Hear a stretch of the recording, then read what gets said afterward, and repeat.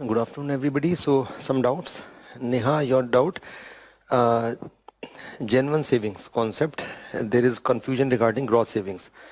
So, gross saving means total saving. When we use the word gross, we mean total saving. So, whatever money we save from gross saving, we should minus depreciation in man-made asset like machinery factory, and other is depreciation in natural capital. Then we get Gen 1 savings. So in next section I will discuss the difference in net and gross. Okay, so when from gross saving or gross investment we minus depreciation in man-made asset, we get net concept, and from that net when we minus depreciation in natural capital, then we get Gen 1 saving. Okay, so but it is not actually practically estimated, so just a theoretical concept. So what you should remember, कि total money which we save, from that we minus the value of machinery factory which has reduced, minus the depreciation of natural capital. But assessment of depreciation is very difficult, especially of natural capital, so that is why practically not useful. So only just formula you should remember. Okay, Prateek Madhav, your question, what is relationship between economic development and human development? Relation is that economic development means human development in a country. If in a country level of well-being will improve, we say there is economic development. Okay, so the both are, I told you, same thing. The difference is in perspective. If we talk about well-being of people in general, we are talking about human development. And if we are talking about well-being of people in the context of an economy in a particular area, then we say economic development. Okay, so Prateek Madhav, your question, what is relation between economic development and human development? So both are almost same concept. So human development in an economy in a country is called economic development. So if we want to promote economic development of the country, what we should do? We should enhance human development in India. Got the point? Human development, we have to enhance well-being of people. We have to ensure that everybody should get basic amenities. Poverty should be eliminated. Overall quality of life should be good. So that is how we can achieve economic development. Okay, so by promoting human development in India, we can achieve economic development. Nitin, Midha, your question, what are parameters through which we can measure inclusive growth? Okay, I'm coming to that. Just so indicators of economic development, I was talking about indicators of economic development, I think. Indicators of economic development. Second section. Okay, so I told you in this chapter, economic growth and development, first topic is basic concepts. What is economic growth? What is inclusive growth, etc.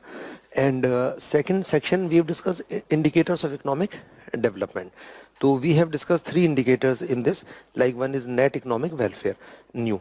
So I have discussed new not for the sake of that concept. I have discussed new to ensure that means you should know what is pros and cons of GDP or GNP as a measure of economic development. So in new is equal to what? GNP plus housewife services plus value of leisure. So those things show that GNP is not a perfect measure. So just to explain you that GDP or GNP is not a perfect measure, I have discussed that. Then I have discussed per capita income as a measure of economic development. So I told you already, per capita income was used earlier as a measure of economic development, but it is not used now. Earlier it was used because no quantitative measure was there which can measure economic development. Like we had new, which was very subjective. So that is why it was used.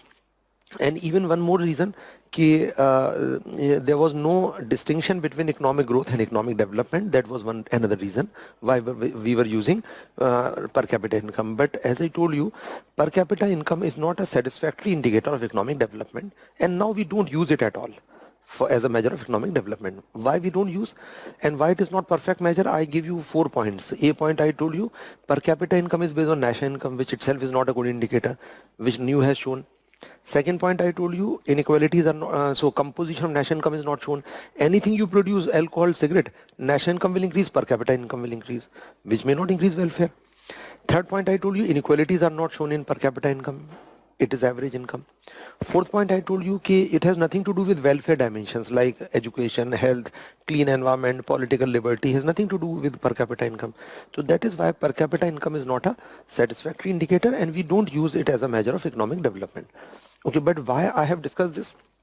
I have discussed this because a question was asked in mains कि real per capita income as an indicator of economic development, comment. So if there is a question, then you have to mention कि earlier it was used but it is not perfect indicator, and it is indicator of what? Per capita income reflects you know what, standard of living of people. It is a measure of standard of living, because more income you have, more goods and services you can buy. An increase in per capita income may show may economic growth. Increase in per capita income shows economic growth. Okay, but it does not measure economic development. And I have discussed this aspect also, कि this question may be asked in reference of GDP. So do you think GDP is a satisfactory measure of economic development? So answer obviously will be no. Why GDP is not a satisfactory measure? The same point you can put. The ABCD 4 points and the 4 points there I told you, in new you can put all those. So obviously GDP is not indicator. And one more thing I told you, कि GDP does not reflect well-being as such. Okay, GDP shows size of economy. A level of development may be high or low. For example, you consider India, GDP is quite high because size of economy is too large in India, but level of development is not high, it is on lower side. Okay, so GDP as such does not, value of GDP does not reflect economic development, it reflects size of economy only. Okay, and it is not directly related with level of well-being of people. Okay, we have discussed it. Now some questions are there. Neha, your question, how sustainable development calls for intergenerational equity. Okay, I have declared this sustainable development, this concept calls for this, means as per this concept there should be intergenerational equity. So calls for means that as per this concept there must be intergenerational equity, or in simple words you can mention it is related with intergenerational equity. Okay, so intergenerational equity ensures sustainable development, means whatever opportunities for development like environment and resources we have, we shall leave the same opportunities for our coming generations. Okay, so that is simply just word I have used, called for. So you can mention it is related with intergenerational equity, or okay, so you can mention related also, same thing. Abhishek Kumar, your question, in inclusive growth, is it like this that participation in growth can be unequal but fruit of growth can be distributed equally? You know, these things, you are not wrong here, Abhishek, but we cannot go in that micro level. Participation, what you have mentioned in inclusive growth, it is like that participation in growth can be unequal, but fruit of growth should be distributed equitably. So you know, we cannot say perfection. You know, everybody, practically if you see, everybody cannot contribute equally. Different people have different skills. Okay, so some people are highly skilled, educated, some people are uneducated. So everybody will contribute according to their capabilities. Second thing is that everybody cannot get exactly same money. Salary cannot be exactly same, practically not possible. So as such, we cannot make it so simple. So these are macro concept. Okay, so Abhishek, I read your statement, what you have asked. In inclusive growth, is it like that? It is like this, that participation in growth can be unequal, but fruits of growth should be distributed equitably. So as such, we cannot simplify to this thing so much level. You are talking about somewhat micro level. So inclusive growth simply means growth process or development process, rather not the growth process but development process, in which everybody should contribute to productive activities, in general participate and should benefit from that. It is not exactly how much everybody is contributing, how much everybody is getting. In general, participation should be there. Most of the people will be participating in economic activities and they should be benefiting, and level of development should be improving. So it means that simply development achieved through a participative process. That is this inclusive growth. Sonal, other question, Shivam, your question. It is argued that strategy of inclusive growth is intended to meet the objective of inclusiveness and sustainability together. Comment on this statement. How can we, you can please explain. This is a question in means. Last time means this is question was asked, strategy for inclusive growth is intended to meet the objectives of inclusiveness and sustainability together. So this is a question which is tilted. So they have asked this question, strategy of inclusive growth is intended to meet objectives of inclusiveness and sustainability together. Okay, so I read again the question. It is argued that the strategy of inclusive growth is intended to meet the objectives of inclusiveness and sustainability together. Okay, so they have made a statement. Comment on this statement. So you have to comment. So the strategy of what they have inferred, the strategy of inclusive growth is intended to meet the objective of this inclusiveness and sustainability together. So overall, do you agree with this view? Yes or no? So answer is obviously yes. So by and large, yes. So you have to, in this question, this is very tilted question, you have to correlate between inclusiveness and sustainability. So you have to show how both are interrelated, interdependent, how we can achieve inclusive growth by taking care of both the things. You have to show that relation. So you have to write what? Okay, for achieving inclusive growth, means government should focus on inclusive, not only just inclusiveness as well as on sustainability. How? So a lot of measures, most of the measures are interrelated and interdependent. The three specific points I have dictated in that sustainable development. I told you one thing, product subsidies should be replaced by DBT. So I told you product subsidies are important. They are affecting this. So DBT will help in achieving this as well as this objective, both the objectives. Because product subsidies, they are leakages. So government's developmental program are not effective because of product subsidies. Second thing, they are promoting overconsumption. So product subsidies are affecting both. So DBT will help in achieving inclusiveness as well as sustainability.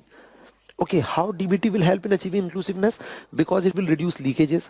I will dictate the benefits of DTT, direct benefit transfer. When government transfer money in the account of beneficiaries, so leakages will reduce, mistargeting will reduce. Okay, so how it will address this problem? By reducing leakages. Okay, by reducing, means it will almost eliminate this mistargeting, etc. It will become more inclusive. Second thing, though, the strategy of development should be consider both. Like DBT will take care of this and it will check reduce wastage or overuse of resources. Okay, which I told you already. Second point, I told you poverty should be reduced. So when poverty will reduce, so it will directly lead to inclusiveness. Okay, so because poverty alleviation is a main objective of inclusiveness, everybody should get at least basic amenities. And second thing, poverty will also help in achieving this objective because poor people degrade environment more, like opentification is one example. So poverty have to be reduced from the perspective of both the aspects. Okay, other point I told you, some market linked approach like pollution taxes. Market linked approach. To market linked approach, environmental to market actually has to be enabled to enhance efficiency. I will give you in third chapter, as I told you, how markets work. So you have to take some points from there. Okay, like in case of mains questions, you need to pick up some point from first chapter, from second chapter, maybe from fourth chapter. Like in DBT, I will discuss in government budgeting. I think it is in 12th chapter. I will discuss DBT, the advantage of DBT. There are about 11, 12 advantages are there. So it will take time, so I will discuss in detail. So you can put some advantages to show how DBT will lead to inclusive growth and how I told you wastage and resource overuse will reduce by DBT. Poverty, I will discuss in next chapter, but you have to mention general and market linked approach in third chapter. I will explain how markets work. So markets are important for achieving not only inclusive growth, but also sustainable growth. But there are some distortions of market which government has to rectify. This is a very, tilted question. So you have to mention mainly these things which are important for these three things are important not only for sustainable development. I have dictated in sustainable development, they are also for inclusive growth. Apart from that, you can mention other points also. Okay, what is relation between this and this? Relation is that can we achieve inclusive growth without taking care of environment? Let us suppose we start producing more and providing education, health to everybody, but we are creating pollution. So can we achieve the objective of inclusive growth without sustainability? No, these are interrelated, interdependent. The government of India, you can say the strategy is to combine both the things. And in our development strategy, you can mention कि in this chapter itself, I will discuss Sustainable Development Goal (SDG). So, Government of India has aligned the domestic goals or socio-economic goals along with Sustainable Development Goal of UNDP. So this question requires some material you will pick from these points. Some in general on the basis of common sense relation between this. Okay, and some about even Government of India's strategy. Ki our developmental strategy is based on Sustainable Development Goals of UNO. So this is a much tilted question. So you have to see the relation between this. Okay, so I repeat once more the question again. It is argued that the strategy of inclusive growth is intended to meet the objectives of inclusiveness and sustainability together. You have to comment on that. So in simple words, you have to find out a relation between inclusiveness. Inclusiveness means reducing poverty, unemployment, social as objectives, and sustainability means environment and resources mainly. So both are how they are interrelated, interdependent, and how Government of India is in the conclusion. You can mention that Government of India's strategy of inclusive growth is based on both the aspects. And even you can give an example. I will discuss in the end of this chapter. Okay, all government policies are now linked. They are actually aligned with the Sustainable Development Goal (SDGs) of UNDP. So clear. So this question was somewhat difficult question. Difficult in the sense that you should understand what exactly is asked. So they have simply asked the relation between inclusiveness and sustainability, and both are important for achieving inclusive growth. So inclusiveness means mainly social aspects here, social including employment, and here environment, this, and how both are important to achieve inclusive growth. Because without taking care of environment, we cannot improve health, which is very important for inclusiveness. So this is a slightly tilted question. You have to take some points from other topics also. Because in means, the objective is that they want to know your understanding. Okay, so usually questions are not directly, very few questions are there which are direct. So this is a very tilted question. And why questions are tilted to know your understanding. Have you understood what is meaning of inclusive growth? What is this sustainability? And what is relation between them? So they want to know your understanding. This is the reason in UPSC questions, that is why clarity is important. That is why I just focus much on the clarity, minor differences you should know, and whatever question is asked, accordingly you have to write. So because you will get marks only when you write what is exactly asked in means, because you have very limited time and limited space. So you cannot put any number of words. So whatever is asked accordingly, exactly according to that, you should write answer. Okay, now we'll move forward. So indicators of economic development. So we have discussed this new and real per capita income. And as I told you, the most important indicator is which indicator? Human Development Index. But before Human Development Index, I will discuss briefly one more indicator. That is third indicator is Physical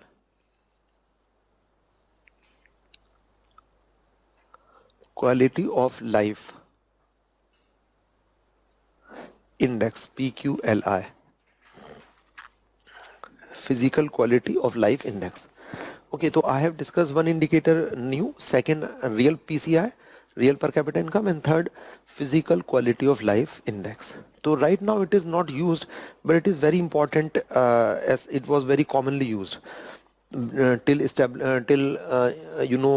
HDI was published. So before HDI it was widely globally used actually. To mention this thing, it was developed by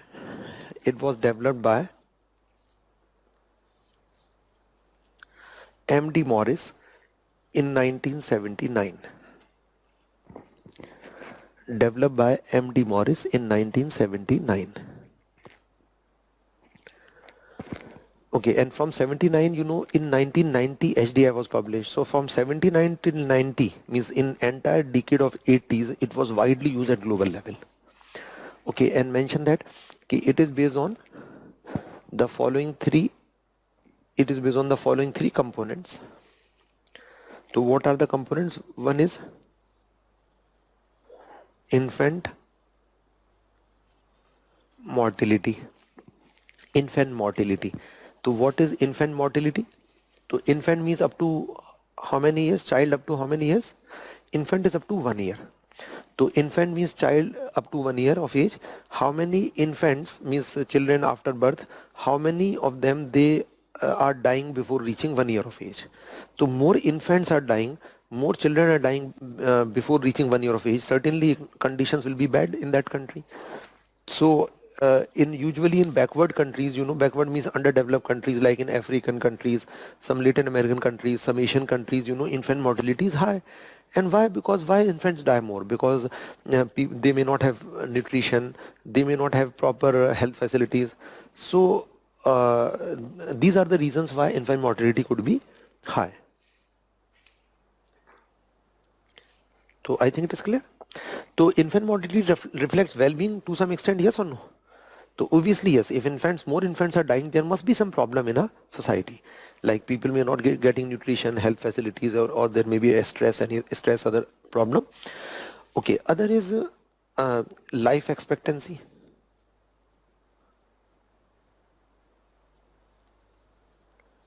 Life expectancy in simple words means average lifespan of people.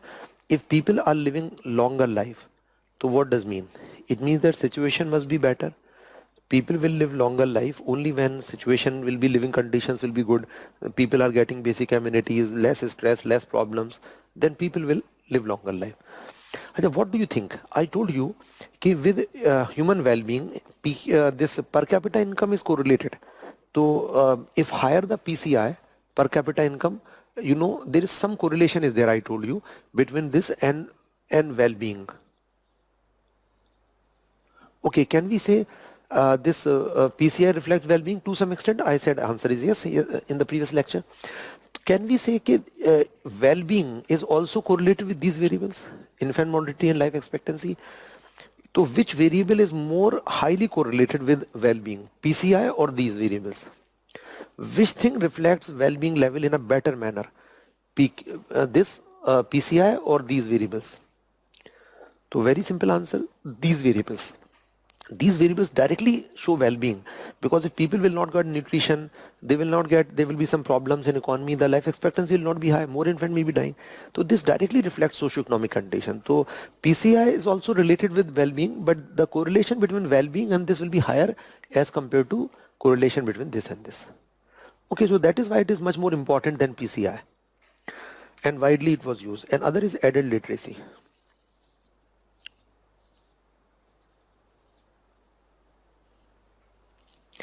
Adult literacy. So because literacy is also important for human well-being, so based on these three components or dimensions, and he gave value of each dimension between 0 and 100.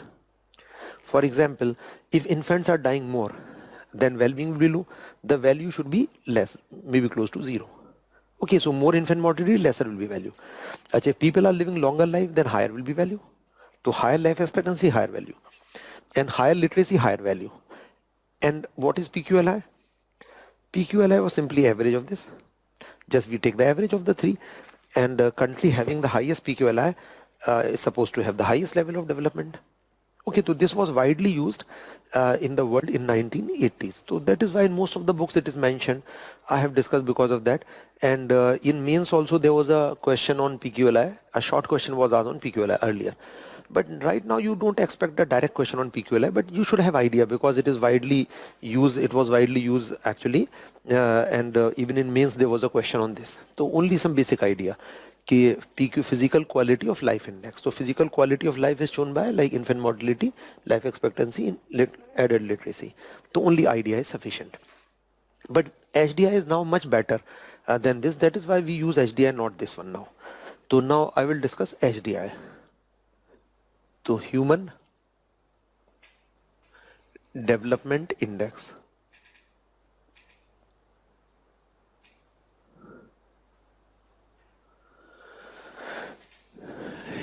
A Human Development Index.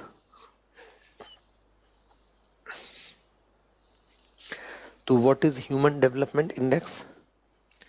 So it was developed by which organization? UNDP, United Nations Development Program. I told you earlier also to mention this thing. It was developed by the United Nations Development Program in 1990. It was developed by the United Nations Development Program (UNDP) in 1990, and it was developed by a team of economists of UNDP.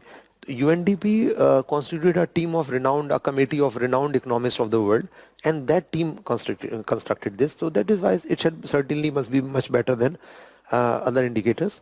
So mention this thing also, ki it was developed by a team of economists, developed by a team of economists of UNDP, led by which economist? Led by Professor Mehboob ul Haq. Led by Professor Mehboob ul Haq. So world-renowned economists were associated with this team, and that team of UNDP was led by Professor Mehboob ul Haq, a late Pakistani economist. And one very prominent Indian economist was also associated with this team. Who is that economist? To mention this thing, who is also Nobel laureate. So that is Professor Amartya Kumar Sen. To mention this thing, Professor Amartya Kumar Sen. Professor Amartya Kumar Sen was also associated with it. Professor Amartya Kumar Sen was also associated with it. So in this team, Professor Amartya Kumar Sen was also a very prominent economist. So, and there was other economists obviously also. So among prominent economists, Mr. Amartya Kumar Sen was also there. Achha, who is Amartya Kumar Sen? So you know, obviously he is from Indian origin, and he got Nobel Prize. He got Nobel Prize in economics. In which year? In 1998. And for his research, so he got a Nobel Prize for his research relating to poverty and famine. So for his research on poverty and famines, he got Nobel Prize. And he is economist from which branch of economics? I told you, like microeconomics, macroeconomics, and international economics, so he is from developmental economics or welfare economics. So this branch of economics is developmental economics. And you know, last year one more Indian economist got Nobel Prize in economics. So Abhijit Banerjee, I will discuss later. He also did research in poverty. So Abhijit Banerjee also got Nobel Prize last year. Okay, so Professor Amartya Kumar Sen actually was also associated. But you know, it was in 1990. He got Nobel Prize in 98. So he was so after Nobel Prize, you know, recognition increases much. So at that time also, when he did not receive Nobel Prize, he was a prominent economist.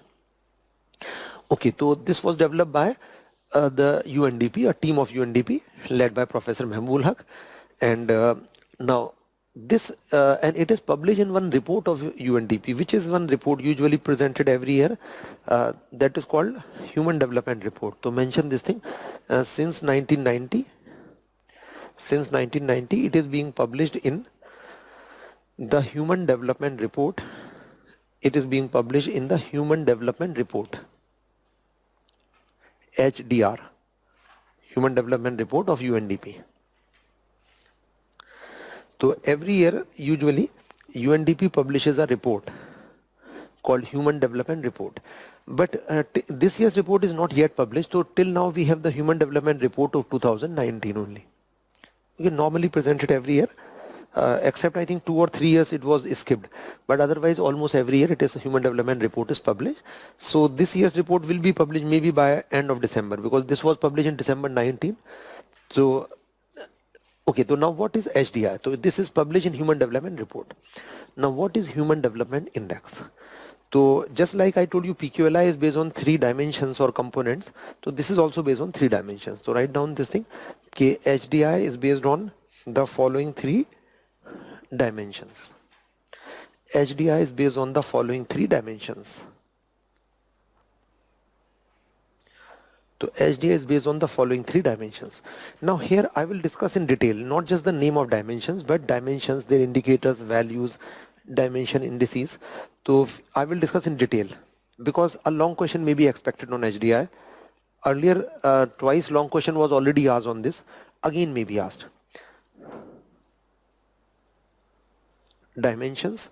Then I will take up indicators. For example, dimension is like health. So one dimension is health. And what is the indicator of health? How we measure health? Health is measured by life expectancy.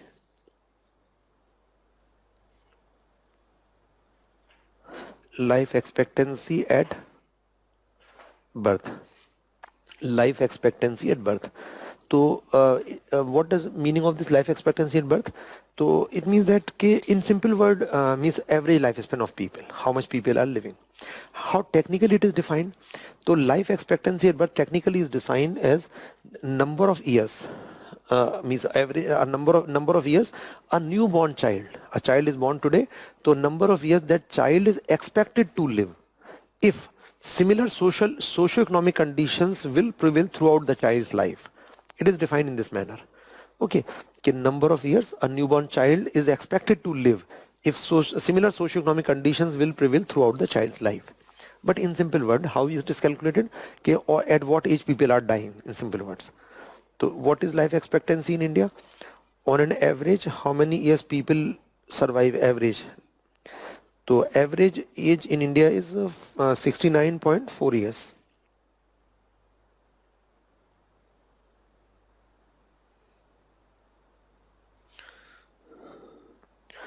Okay, so average age is 69.4 years.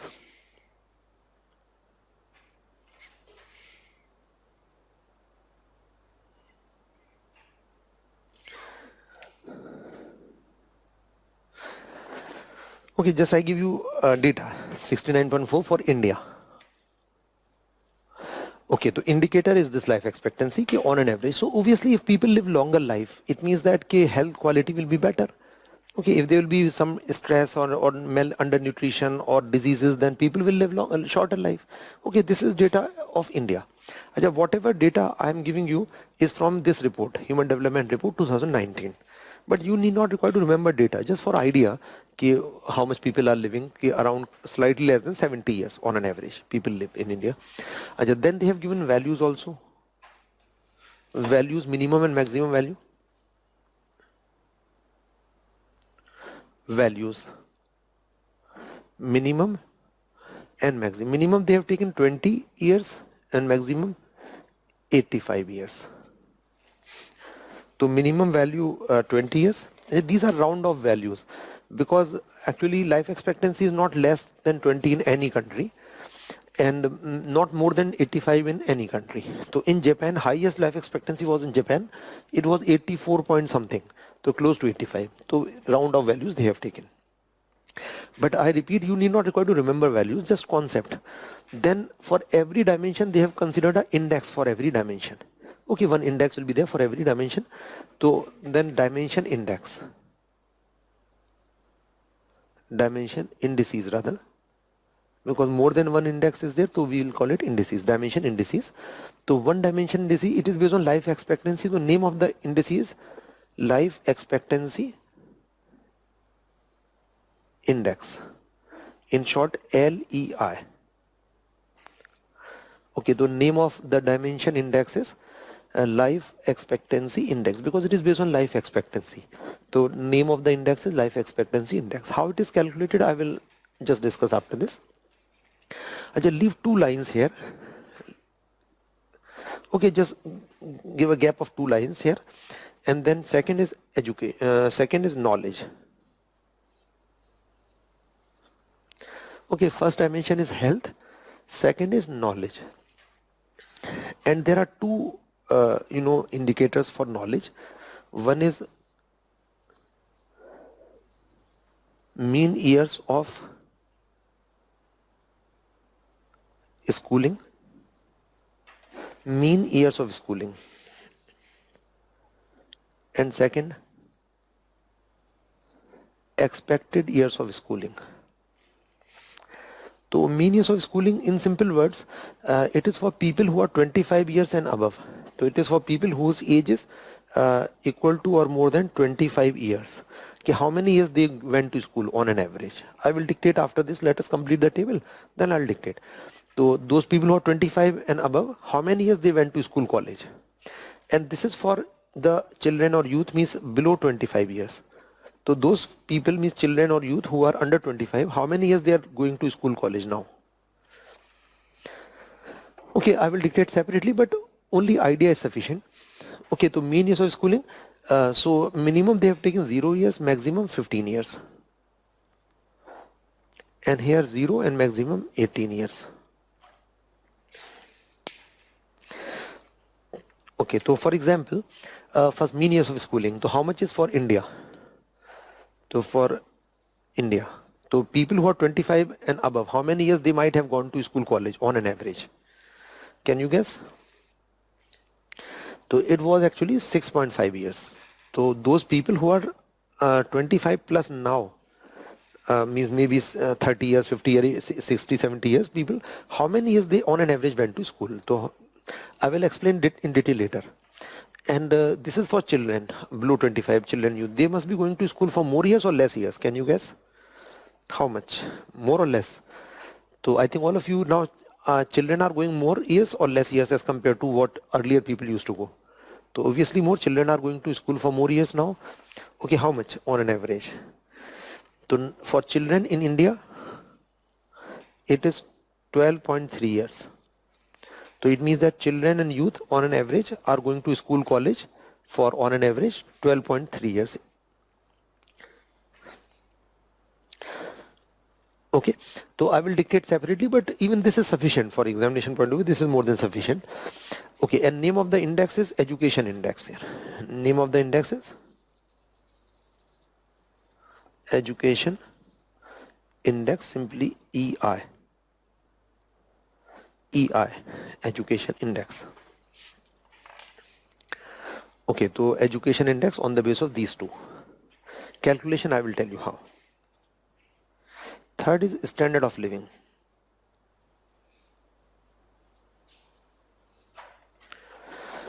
Okay, so three dimensions are there: health, knowledge, and standard of living. Now, what is the standard of living? How we measure standard of living? I told you already, by per capita income or real per capita income. So standard of living is measured by per capita income. So they have taken actually not exactly per capita income, but GNI per capita.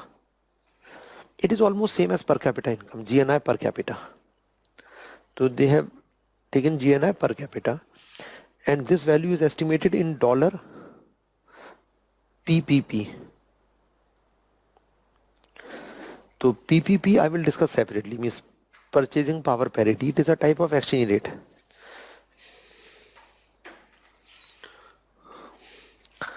Okay, so this and per capita income. In simple word, it is a per capita income. Okay, what is GNI per capita? I'll separately explain. GNI per capita is equal to GNI upon population. Income and product is same, so we can say GNP also. GNI and GNP is same, so we can say GNP upon population. What is per capita income? PCI. What is PCI? It is national income upon population. National income upon population. So technically, national income is actually net national product upon population, NNP. So I will discuss in chapter 4, as I told you, GDP, GNP, etc. So the national per capita income is national income upon population, and technically national income is net national product. It is gross, it is net. This is the minor differences there. So both are same almost, practically almost same. We may call it per capita income. So I have gone precise difference, gross and net, the differences of depreciation in machinery factory I will discuss in detail later because it is a long topic. So just you should remember that it is per capita income. Okay, so you have to wait because as I told you, all topics are interrelated. So I cannot cover all topics here in detail. So one by one I will cover. Okay, so it is simply per capita income.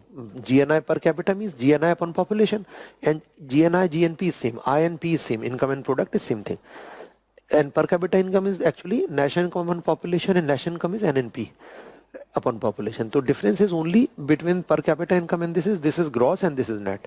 So practically they are almost similar. So per capita income we can say. Acha, per capita income is should be in dollar. Why dollar? Because we are comparing per capita income of various countries like India, USA and other countries. So we have to convert to international currency, which is dollar. So for international comparison, we convert to currency. Acha, how we can convert rupee into dollar? We need exchange rate. We have to divide by the exchange rate. For example, now it is about 74. So whatever is per capita income divided by about 74, you will get this.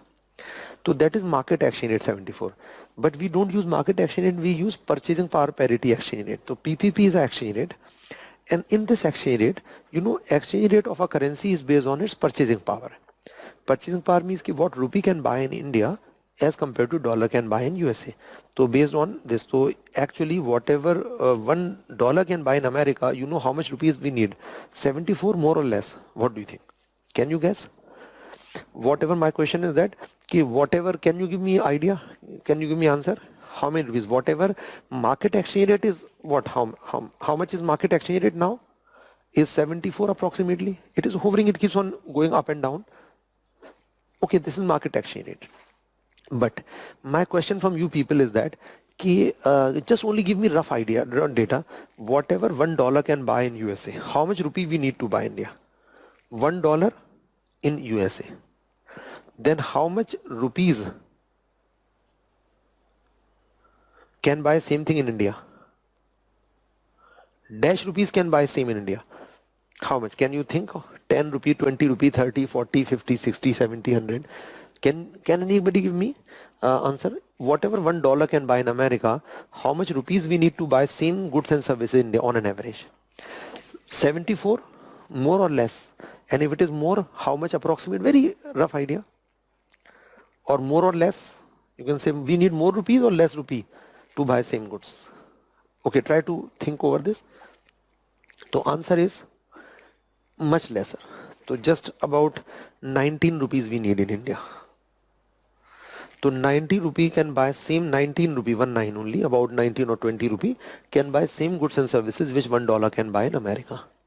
So this, when we bring out exchange rate on the base of purchasing powers, it is called PPP exchange rate. So it is about 19 here. So whatever is our GN per capita income, we will divide by, I told you per capita income is about 134 lakh crore, we will divide by 19, not by 74. Okay, so I will explain this in chapter 3, PPP exchange rate, because market demand and supply, I'll explain how it is determined on the basis of demand and supply. And in chapter 4, I will discuss national income. Clear? So in detail. So what you should remember here, for international comparison, we use market exchange rate or PPP exchange rate. So we use PPP exchange rate. And PPP exchange rate will be $1 equal to 19 rupees. Okay, now you have given answer. So I think most of you must have given less than 74. Yes, less than 74, Jaydev, Pathak. Okay, apart from that, most of you have given this answer. Okay, so your answer is correct, and it is actually 19 rupee.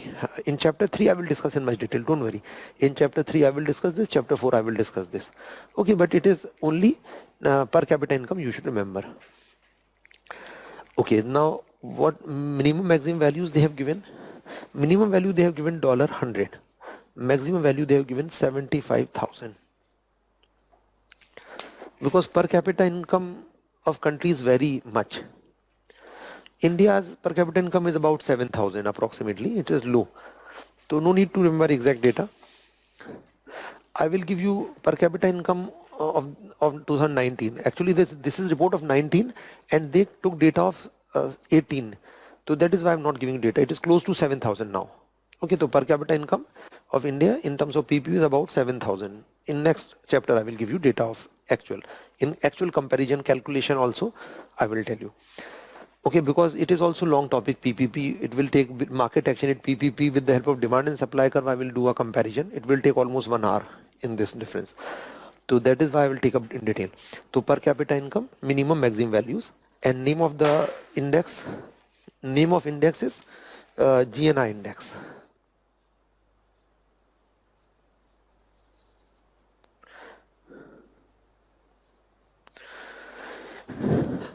So GNI index means short form GI.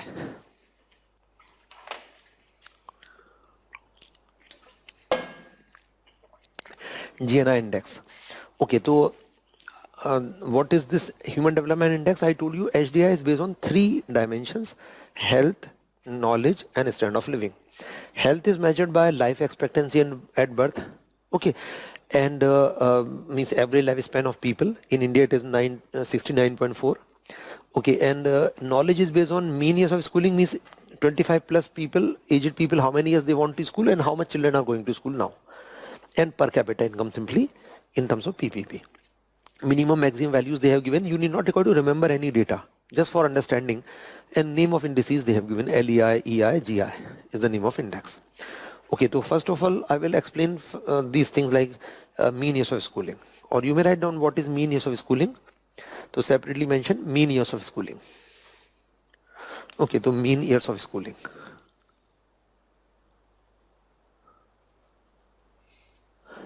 So just mention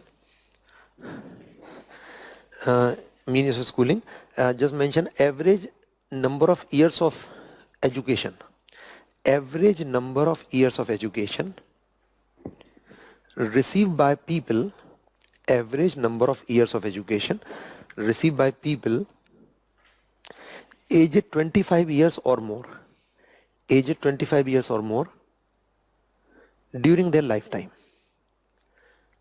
During their lifetime. So I repeat, average number of years of education. Achha, they have used the word schooling here, but in definition they have used the word education. This is the exact word from UNDP.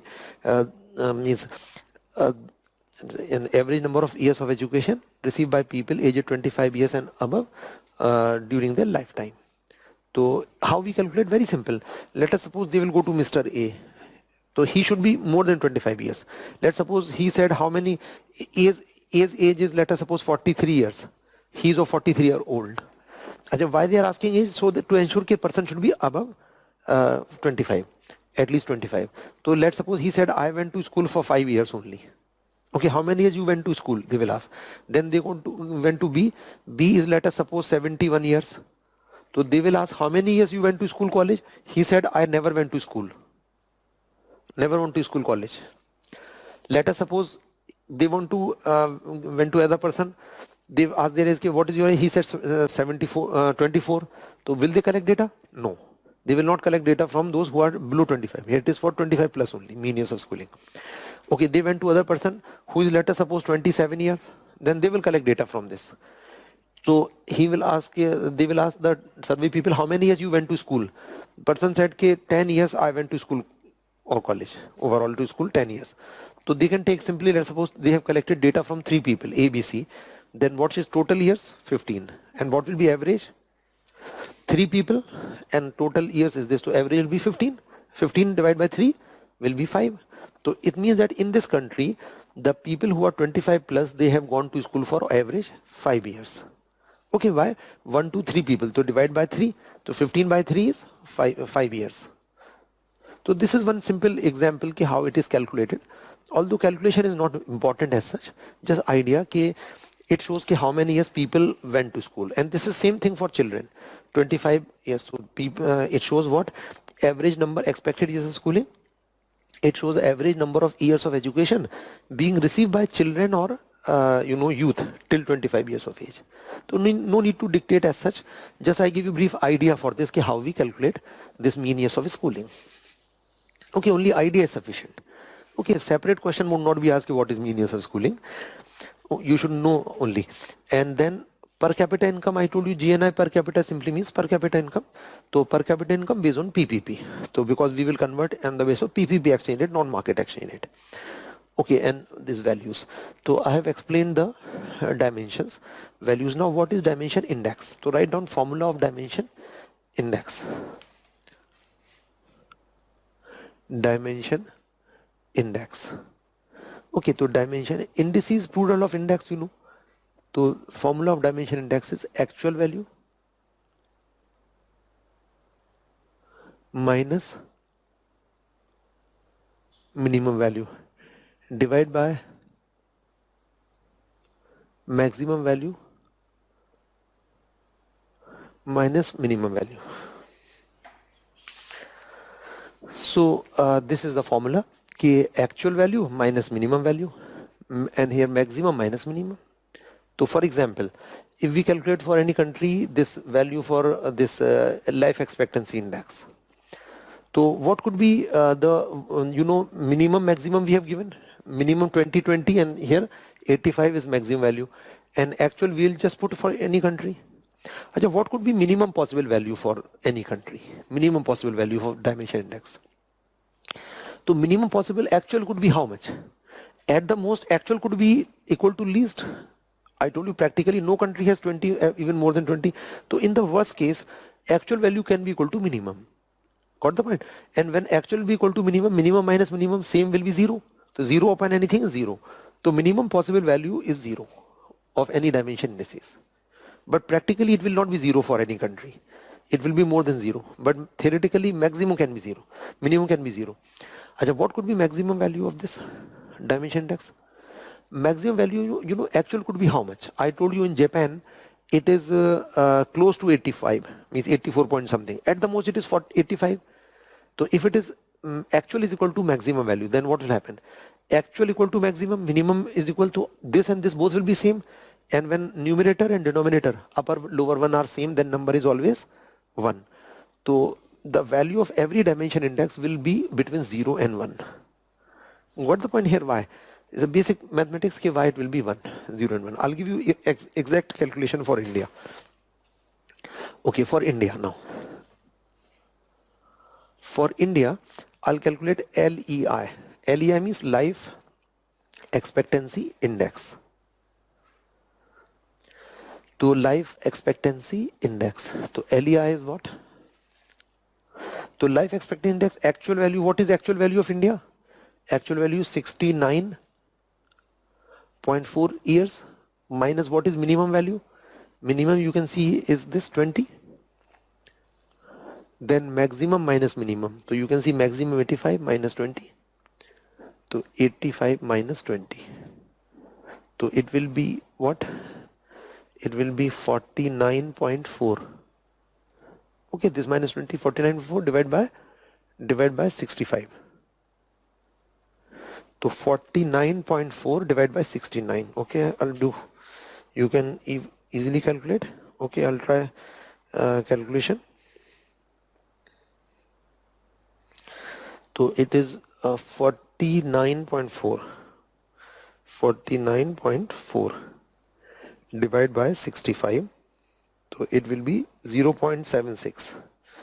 Okay, so 49.4 divided by 65. So in India, the exact value is 0.760. Up to 3 decimal places it is estimated. 0.760. Okay, so you can see 0.7 is up between 0 and 1. So I think got the point here. So it is between 0 and 1. This is one exact calculation. In mains, 2-marker question was asked earlier, and they have asked how the LEI, life expectancy index, under HDI is estimated, is calculated. So what you have to write? You have to give the data or this formula. So in that question, 2-marker question, you have to give this formula. Numbers are not important. Okay, just I give you calculation. So 2-marker question was asked in mains earlier, how life expectancy index under HDI is calculated. So you have to give this formula simply. How we calculate then this education index? So education index, we have to apply this formula twice. First we have to estimate this mean years of schooling index and expected years of schooling index, and then average of the two will give EI value. Okay, how we calculate this mean years of schooling index? So actual value is this, minimum maximum So with this formula you can easily solve. Got the point? So EI, so calculation here is not very important, just for idea I am giving you. So mean years of schooling index, how we will calculate? So you can see actual value of India is 6.5 minus 0 divide by how much? 15, maximum value minus 0. I think you can calculate this. So mean years of schooling index is actual value 6.5 minus 0 minimum and 15 maximum minus 0. Okay, so it will be what? Simply 6.5 minus 0 the same and divide by 15. So you can easily calculate. And similarly, we will calculate what? Expected years of schooling index. So it will be what? Same 12.3 minus 0 upon 18 minus 0. It will be simply 12.3 divided by 18. Okay, even you can easily calculate. And average of the two value will give EI. We'll take the average. Just take average. Means this plus this divided by 2. You can calculate EI. Okay, but for reference only I'm giving you. It is not needed for examination as such key calculation. Just for reference. And GI. Actually for calculating GI, they use actually log values. They don't take actual values. They take log values. Log before this value. So formula is same, but log natural ln is prefix before this. Ln is prefix. So the formula will be log natural India's value, for example 7,000 something, and log natural minimum value is 100, and log natural 75,000 maximum value minus log natural 100. In this manner. The formula for this will be log natural, and for natural, log natural, we just put ln is put before this.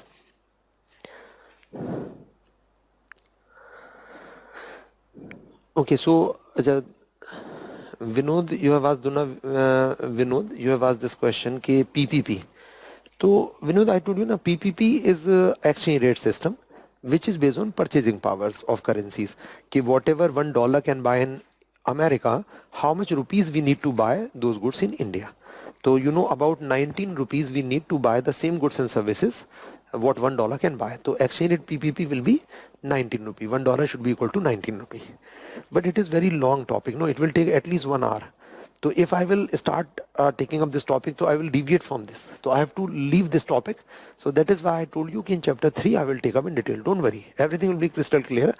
But you have to just wait. So it's simply, I have told you, you must have understood basic idea. Ki it is an exchange rate system which is based on purchasing powers. Full name is purchasing power parity. So parity means equality on the basis of purchasing power. So don't worry, in chapter 3 it will be clear. So Muhammad Abdul, your question, does life expectancy include act of God, terrorism and internal disturbance within country? Yes, whatever reason.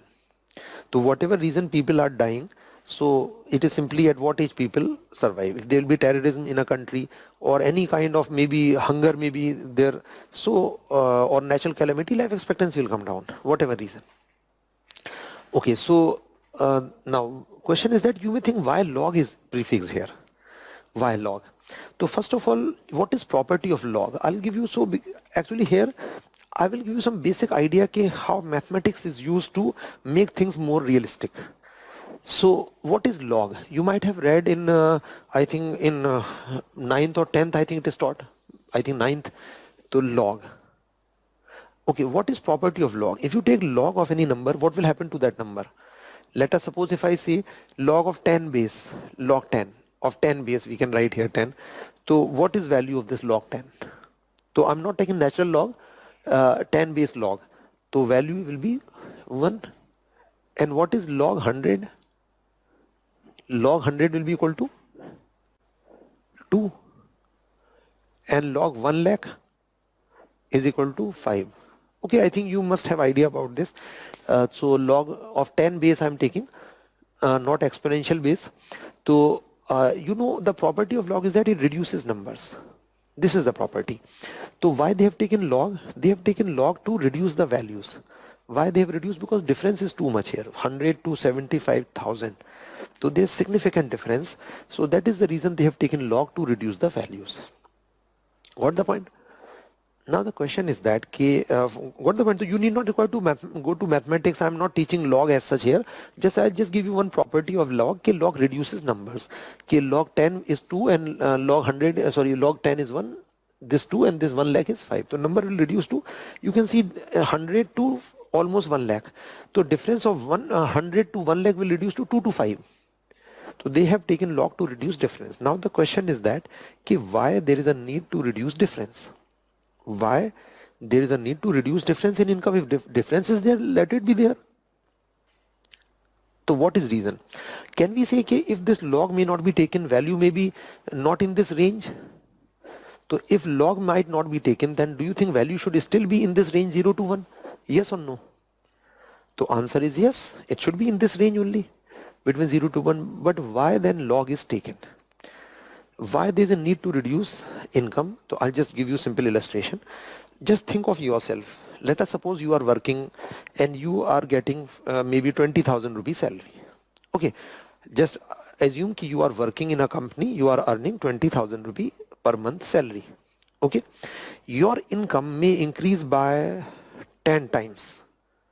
Okay, let us suppose company realize that your company started performing excellent and your salary will increase from 20,000 to 2 lakh per month, 10 times. Would you be happy? Certainly happy. But your well-being will improve, certainly will improve. But my question is that will it increase by 10 times? Yes or no? Will it increase by 10 times, more than 10 times, less than times? Can you give me answer of this question? Okay, if your salary will increase by 10 times, your overall level of well-being will improve by more than 10 times, or more than 10 times, equal to 10 times, or less than 10 times? Give me answer, M, E or L. If your salary will increase by 10 times, salary increase by 10 times from 20,000 to 2 lakh per month, your well-being will increase more than 10 times or equal to 10 times or less than 10 times? Give me answer of this question. Simple common sense logic. So Pawan, your question: for calculating mean years of schooling, all people above 25 are considered or only few set of people? It is sampling always. We cannot collect data from each and every person. So whatever is sample, like 3 people sample, I have gave you example ABC. If it is all people, is not the data taken from census? No, usually sampling is done. Because census is done once in a year and it is published every year. So we cannot conduct census for this HDI every year. So usually we take sampling technique. And one more thing, data is provided by international organizations mainly. So UNDP collect data mainly from international organizations. Like for example, per capita income data, UNDP collect from IMF. Okay, so from various international organizations, some data from the respective government also. Some data may be provided by Government of India also. Okay, so how this is calculated? The data is provided by international organizations and the governments also. Like some data by Government of India, but majority of data is from international organizations. So please respond to this. If your income will increase by 10 times, your welfare will increase by more than 10 times or less than 10 times? Rishabh Mishra, you have asked कि for theory purpose, which chapter of NCERT you should recommend for us for these terms? To be very sincere, I recommend कि don't study any book. Okay, revise it again and again. Okay, right now we have just started, but after some time lot of content will be there. Don't worry, you won't have dearth of study material. So my suggestion is that don't study if you are really sincere. I told you revise it again and again at least 10 times, everything. Make synopsis. Have you made synopsis? So if you have not made synopsis, you have not learned. Everything is not on your fingertips. And if you are looking for other books, it means that you are not sincere. You want to just count hours. Okay, this is my experience, and consistently I have seen students who keep on searching for new books. Shows that they just want to just count the hours. I have studied this. They are reducing short-term anxiety only. So please keep this thing in mind. And my suggestion is that if you have extra time, study something else. Don't study economics. Okay. So please follow class notes only, and no need to study. If you otherwise, why you need my assistance? Just put on Google the books. You will find a lot of suggestions you will find on this. You will get a list of maybe at least 20, 30, 50 books. Okay, so on Google, you can put the list of books. Even I give you the name of books, 5, 6 books I told you NCERTs. Okay, and other 9, 10, 11, 12 NCERT and other books. There is no dearth of books. If you want, it is open. You can study any book. But if you want to qualify UPSC, if you really want selection in this, you want to understand economics, then make target which you can achieve. Okay, so Rishabh, I'm just suggesting you please be patient. Okay, and after this, whatever topic we'll discuss, after that, when you go through NCERT, you must be knowing whatever is written in that book. Already you must be knowing. So hardly you need. Okay, so Atharvan and Amir, Divya, you have given less. Yes, you are correct. Neha, you have given answer equal. Okay, your mathematics is very good. It means that if you are applying mathematics on social sciences, no, equal is completely wrong. If you are, can you measure your welfare? If your salary will increase by 10 times, your well-being will increase by 10 times exactly. And you know, word increase is not appropriate here. Improve, and in improve when we are using, we cannot quantify it. So it can never be equal. Got the point? When your salary will increase by 10 times, your well-being will improve by exactly 10 times, not possible. So, but other people have given correct answer. Lesser. Acha, Priyanka Meena, you have mentioned more than 10 times. No, not possible. Okay, then again, if you have this doubt now, again assume your income will again increase by 10 times. From 10 lakh to 20 lakh per month. Your well-being will increase by 20 times more. Your well-being I'm talking about will increase by 10 times. No, what happens, when your income increases, your well-being improves, certainly improve, but gradually it will increase gradually. And when your income will, at a point of time when your income will further increase, it will have any hardly impact on well-being. For example, take an example of like Ratan Tata. If Ratan Tata's income will increase by 20-30%, will it improve his well-being? Yes or no? Answer is no. If his income will increase by 10-20-30%, so it will make hardly any difference on him. Hardly any difference. Why? Because what is there? He can't buy now. Whatever money can buy, he can buy now. And whatever money can't buy, he can never buy. Even if his income may be increased by 10 times. Got the point? So, like Ratan Tata, Mukesh Ambani, or Bill Gates, these people, they can buy whatever money can buy even now. If their income may be double, tripled, hardly it will make any difference for them. So normally when your income increases, your well-being improves. So it's a psychological fact. You can ask from in your home, anybody can tell you. Okay, so this is very common sense logic. So got the point? So when your income will increase, your well-being will improve, but less than proportion, less than this. So most of you were correct actually, and those of you who have not understood, I think you might have missed language. So most probably you must have understood. Otherwise, you can ask any person in your family or anybody. The answer anybody can tell you on the basis of common sense logic. Okay, so why they have taken log to reduce difference? Reason is that when income of people increases, so well-being don't increase in that proportion. So this is the reason which one will show more realistic picture, log or without log. So more realistic picture will be shown by log. So I think it is clear why they have taken log, to make it more realistic. Now, if they might not have taken log, then what may be the problem? The problem would be in case of developed countries, the value will be 0.9, very close to 1, 0.9 or 0.98 something. And in case of developing countries, the value will be 0.1, 0.2. So difference actually with income is not so much on well-being. For example, I will give you one illustration. Like in Zimbabwe, per capita income is $200. Zimbabwe income, approximately 200. And in Luxembourg, it is about 1 lakh. Okay, so 1 lakh in Luxembourg on the basis of PPP, and more than 1 lakh actually, and Zimbabwe about 200. So how much is difference between 200 and 1 lakh? 500 times. So can I conclude that people living in Luxembourg, they are 500 times well off than people living in Zimbabwe?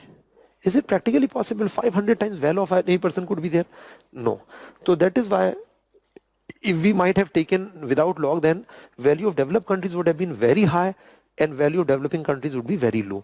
This is the problem log is taken. So I think you must have understood the reason. One thing. Second thing, now one more thing.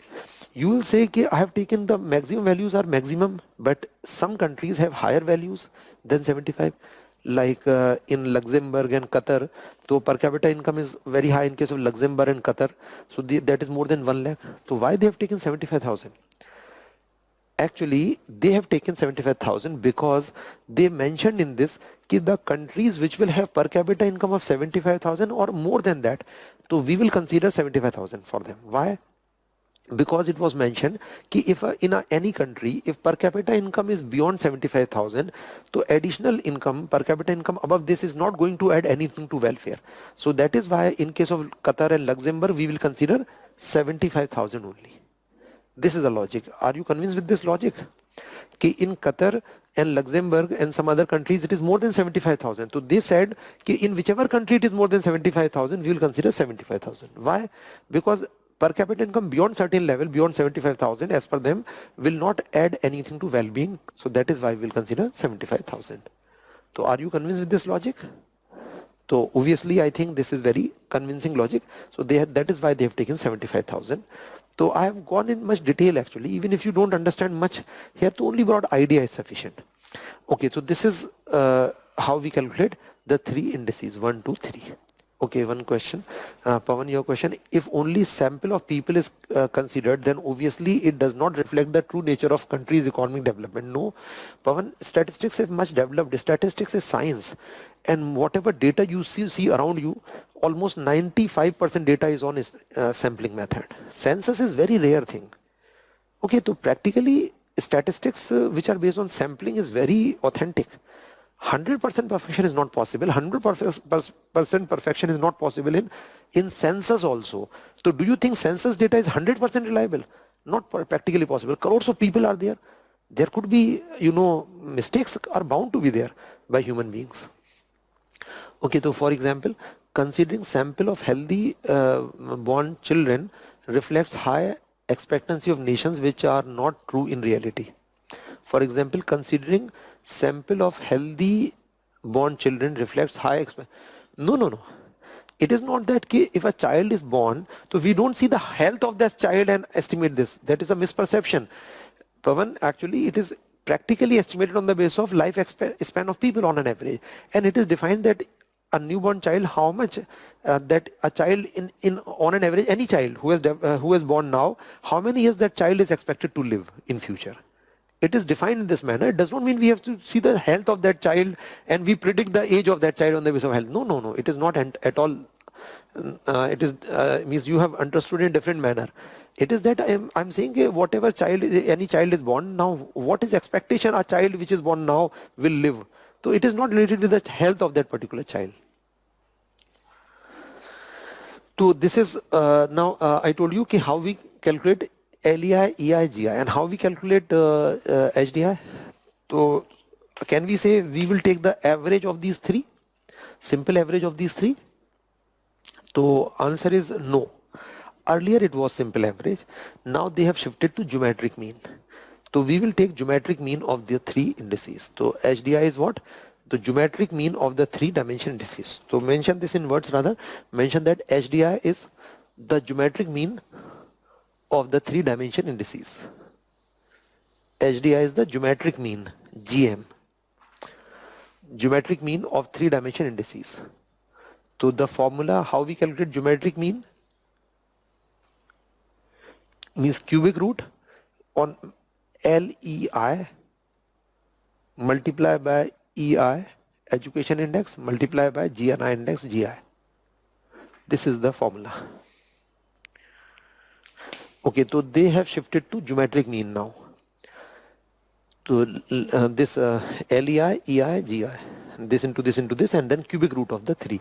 It is geometric mean, the formula of geometric mean. You might have seen under root, like two numbers, under root this multiplied by this, two numbers may be there. So that is this. So some changes were made in Human Development Index, and in those changes were made in 2010. So I'm going in some detail. Human Development Report of 2010 was very important report. It has made some changes in HDI, Human Development Index. So 4 changes were made in this index to improve that index. So HDI was revised, or we can say it was reformed to make it a better reflector. So 4 changes were made in this. What were the changes? One change was that earlier it was arithmetic mean, now it is geometric mean. Okay, so one is HDI was arithmetic mean. Arithmetic mean this plus this plus this divided by 3. Like LEI plus this divided by 3, arithmetic mean. And now they have shifted to geometric mean. So I will give you reason ke why it is an improvement, why geometric mean is better than arithmetic mean. I will give you brief idea. Okay, one question before that, Kamlesh Rathore, your question, ke well-being is concerned with quality of life, but here we are taking standard of life, then why high values are not considered realistic? So Kamlesh, I could not understand कि well-being is connected with quality of life. Quality of life means well-being only. If quality of life is high, well-being is high. Okay, so I could not understand your language. Well-being is concerned with quality of life. So well-being means quality of life. It should be clear. Quality of life is better means well-being level is better, higher. Okay, but we are talking about standard of life. No, standard of living, not life. Standard of living, I told you, means which is measured by per capita income. Then why high values are not considered realistic? So high values are not realistic because on the basis of standard of living, a quantitative measure, we are assessing qualitative aspect. We are moving from quantitative thing to qualitative aspect. We are actually on the basis of this quantitative indicator, we are identifying the qualitative aspect, that is well-being of people. Because when income of people will increase, well-being will improve, but not in the same proportion. That is the reason. Okay, so because you should be very clear about the words, use of words, because until you will be able to distinguish between the words, it is difficult to understand questions. In means they are tilting questions. Why they are tilting? They want to know clarity of words. Can you understand or not? Because the people who are illiterate people, they hardly know any words. They just use only given few words they are using again and again. They cannot distinguish between words. And those people who are intellectuals, you can see when they speak, they use very appropriate words. So you are moving towards that level here. You are preparing for civil services. You are developing your intellect. So the very basic thing for developing your intellect is to enhance your vocabulary. And you should have a clarity in the words, in English words as such.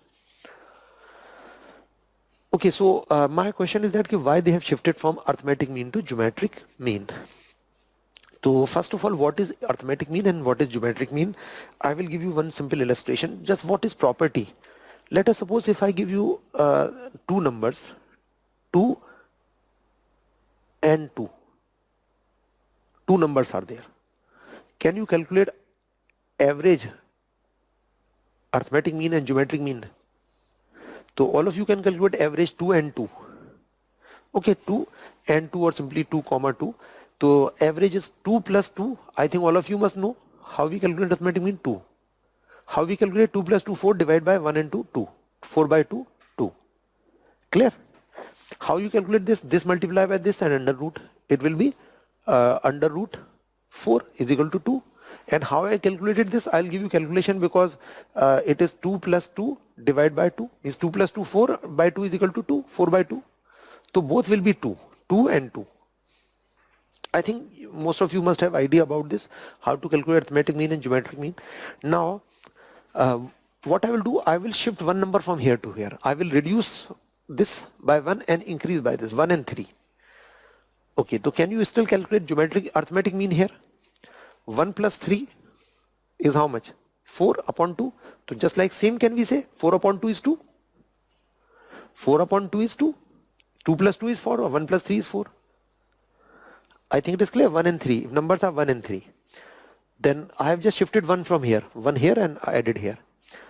Okay, so now what is geometric mean? It will be under root this into this. So it will be what? Under root 3. So it is more than 2, less than 2. It is less than 2. Got the point? So under root 3 is what? It is less than 2. So less than 2. So what you have understood from this? Which property of arithmetic mean and geometric mean you have understood from this example? Can you guess? So the property which I wanted to explain is that when all numbers are same, then AM and GM will always be same. It's a basic property. Got the point? If all numbers are same, arithmetic mean, geometric mean must be same. Okay.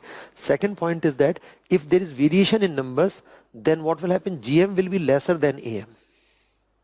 You might have read this, arithmetic mean is either equal or more than geometric mean. You might have read in statistics. So this is a property of arithmetic mean and geometric mean. Okay, so if all numbers, and both will be equal only when all numbers are equal, and if the numbers may remain same, if you do variation, then GM will be lesser. This is one basic property. Now what is use of this property here?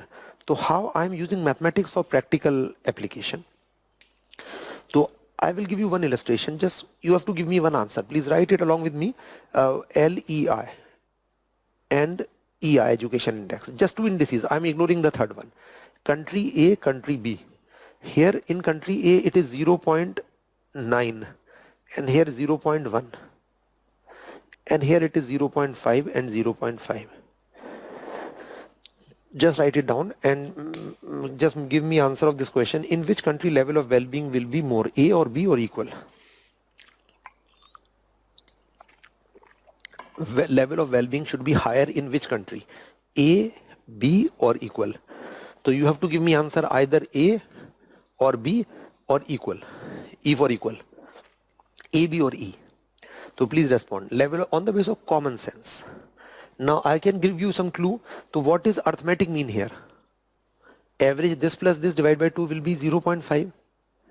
So in country A average value is same in this, and in country B arithmetic mean is what? 0.5 is this plus this divided by 2. Average value is same. So 0.5 average is same, and here 0.9 average is same, 0.5. Now can you give me answer? Okay, in which country level of well-being should be actually higher, A or B or equal? E means equal. So please respond to this question on the basis of common sense. So average arithmetic mean is same. Here 0.5, average will be 0.5 and here average will be 0.5. The average value is same. But difference is that here both values are equal and here one is more, one is less. So Sneha, you have given answer B. You can answer B. Level of well-being will be higher in case of B. Okay, what about other people? But I think it may be equal. Because it is equal because,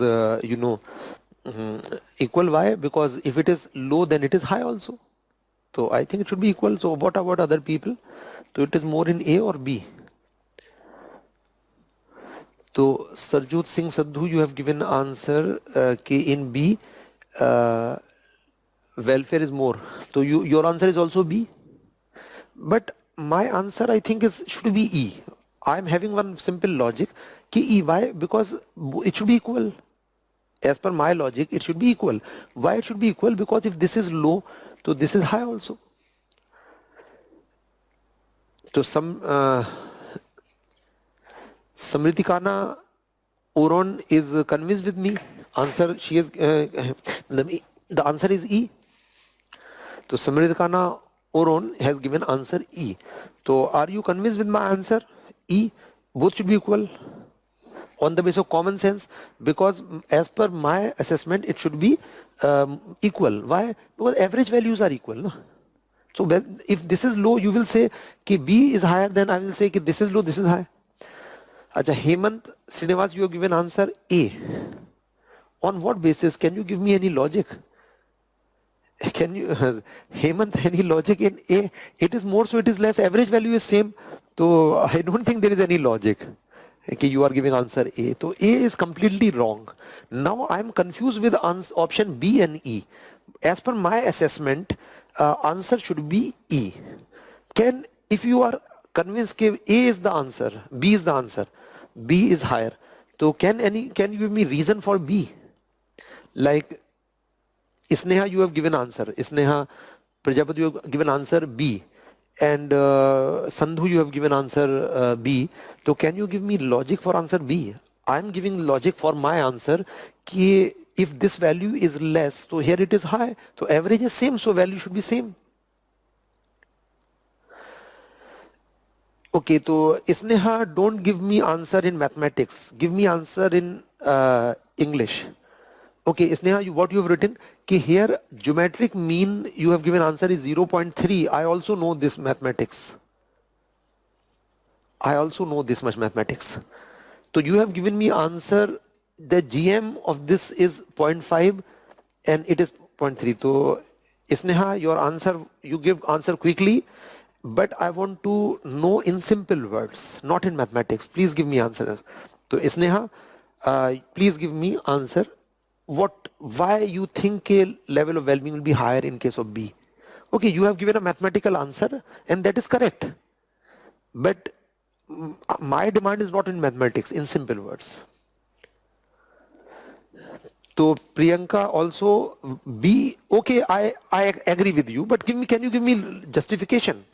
I give you my justification that both will be equal. Why? Because average value is same. So can you give me any justification? Reena, you have given, Reena Selvaraj, more in B as only one aspect is good, but country B, both are equal. So in this only one aspect is good, one is bad. So if you say this is bad, so this is good. In B, uniform growth. And in A, it is skewed. No, not very convincing answer. Okay, I tried to convince you people. Okay, okay, my answer is E. I am giving you an explanation कि why level of well-being actually will be equal, because you will say that the value is too low here.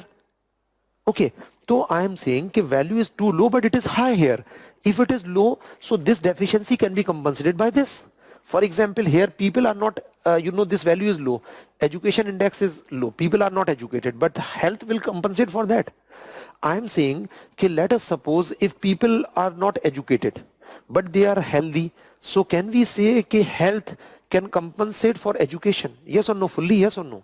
Let us suppose, just assume yourself, you may not be given food. Okay, you may not be given food, but given very high quality of education. The best educators of the country or world will teach you, but you won't get food at all.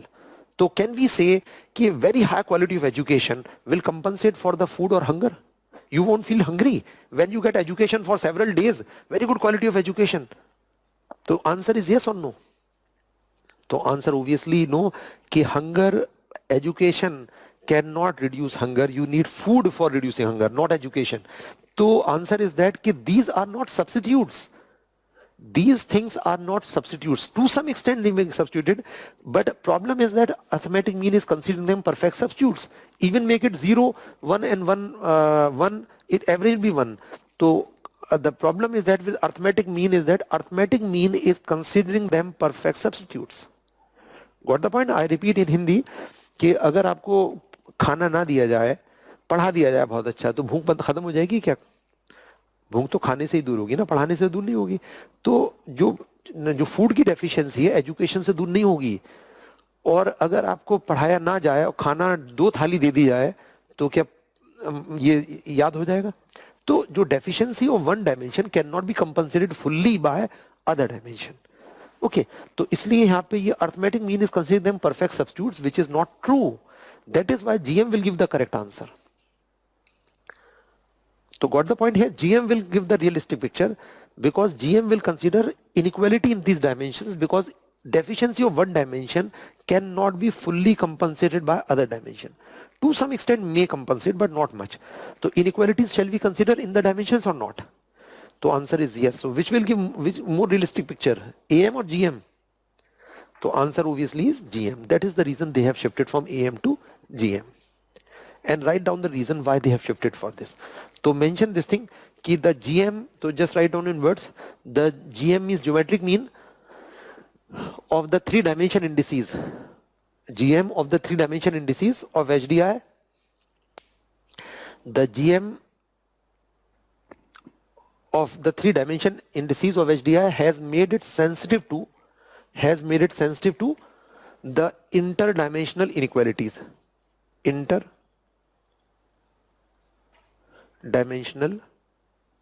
inequalities.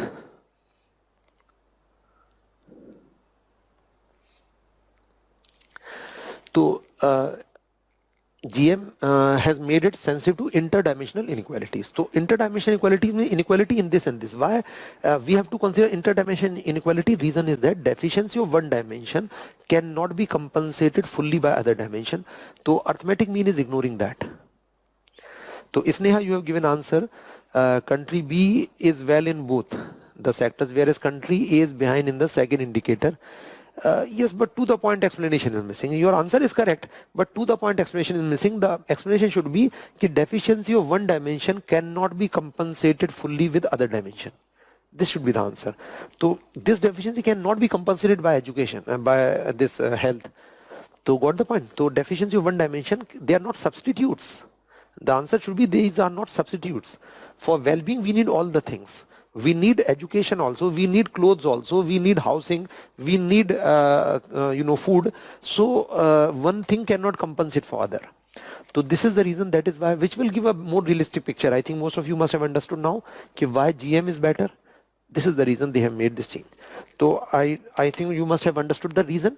These are very basics actually, because you should know these things for understanding other things also.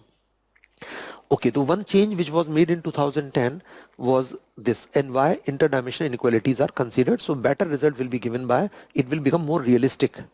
Okay, just I told you why log is taken to make it more realistic and why it is taken to make it more realistic. Now second change which was made is in this mean years of schooling. Earlier, before this, there used to be adult literacy.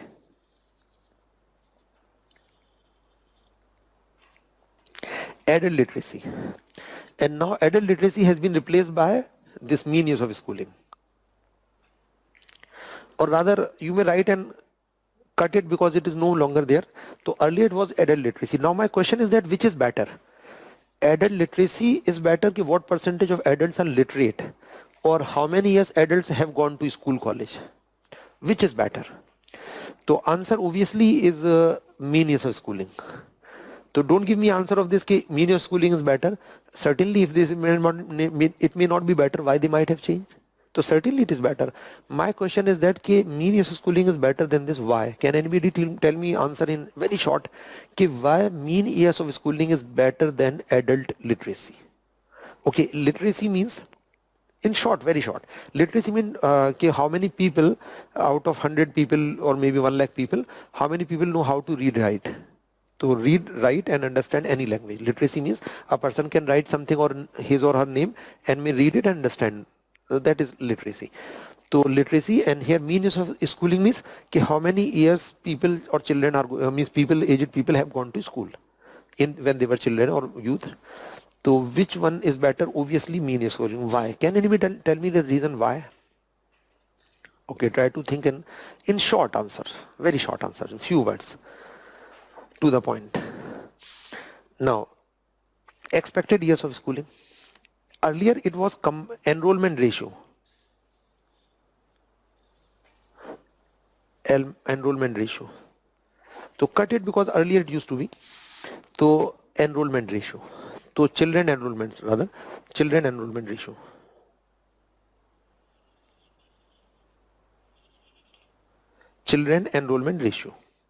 So earlier it was children enrollment ratio, means what percentage of children are enrolled in schools. So earlier it was what percentage of children are enrolled, and now it is how many years children are going to school. Children and youth are going to school. So why it is better now? So Gudia, you have given answer, Gudia. It will tell level of schooling so we can improve it further. Not very clear. Why it is better mean schooling? Because you have said it will tell level of schooling so we can improve it further. Not very clear. Other is Pratik, your answer. It will give overall idea of literacy. Again, language is not very good. I will not say wrong, but language is not very clear.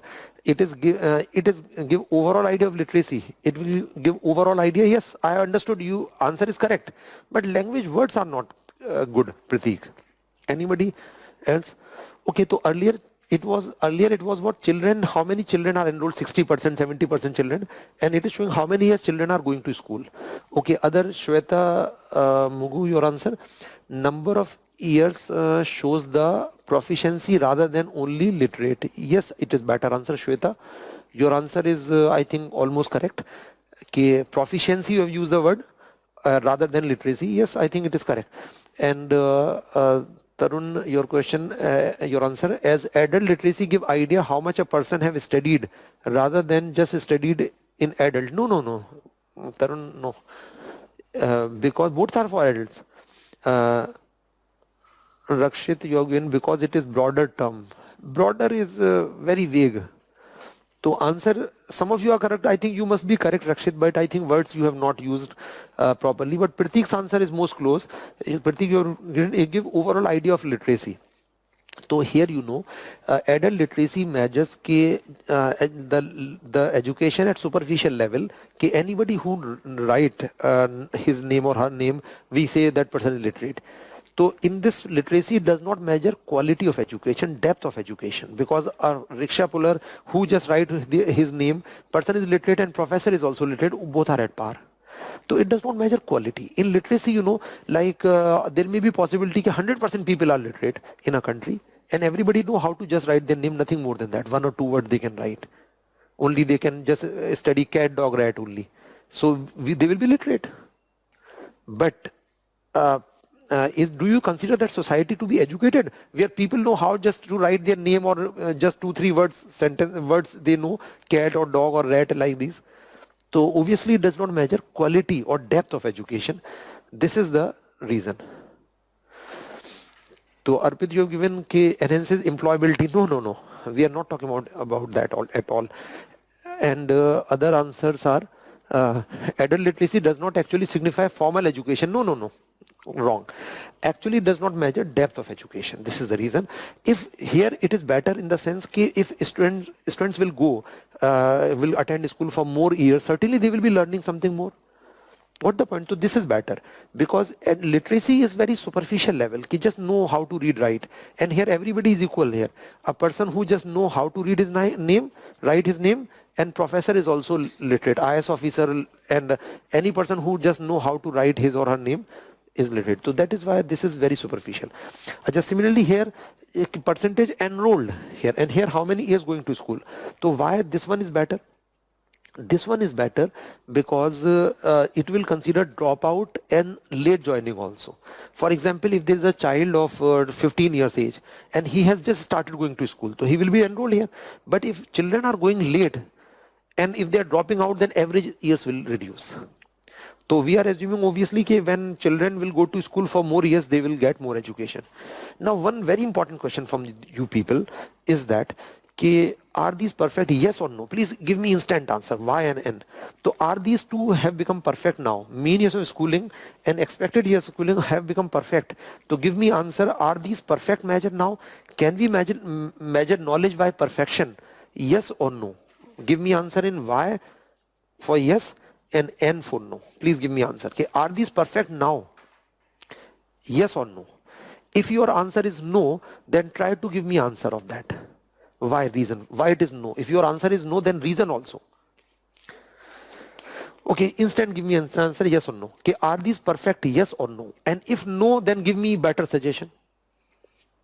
Okay, so if you can. Okay, so give me better suggestion. If something could be better than this, yes or no? So my question is that mean years of schooling and expected years of schooling, are they perfect measure of knowledge? Yes or no? And second question, if answer is no, then give me a better measure than these. Challenge to you people. Give me a better measure then. If you think it is no, then give me a better measure.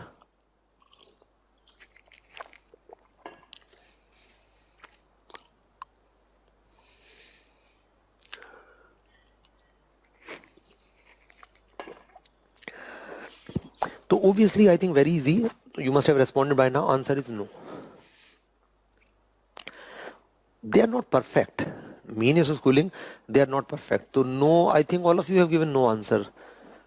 Yes, you are correct. All of you are correct. But reason. Now, who will give me reason? Why answer is no? Why they are not perfect? Now, so, no, sorry. I'm not asking this why not perfect. I'm asking better measure. Better. Any better measure of knowledge than this.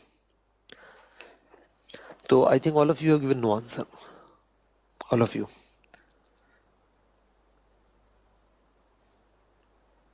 Okay, so all of you are correct here, but better measure, then give me better suggestion than this. Okay, so obviously these two were not perfect. So we have made improvement, but certainly they are not perfect. So if they are not perfect, then better measure. I think very easy, not so difficult, just in short, 1 or 2 words.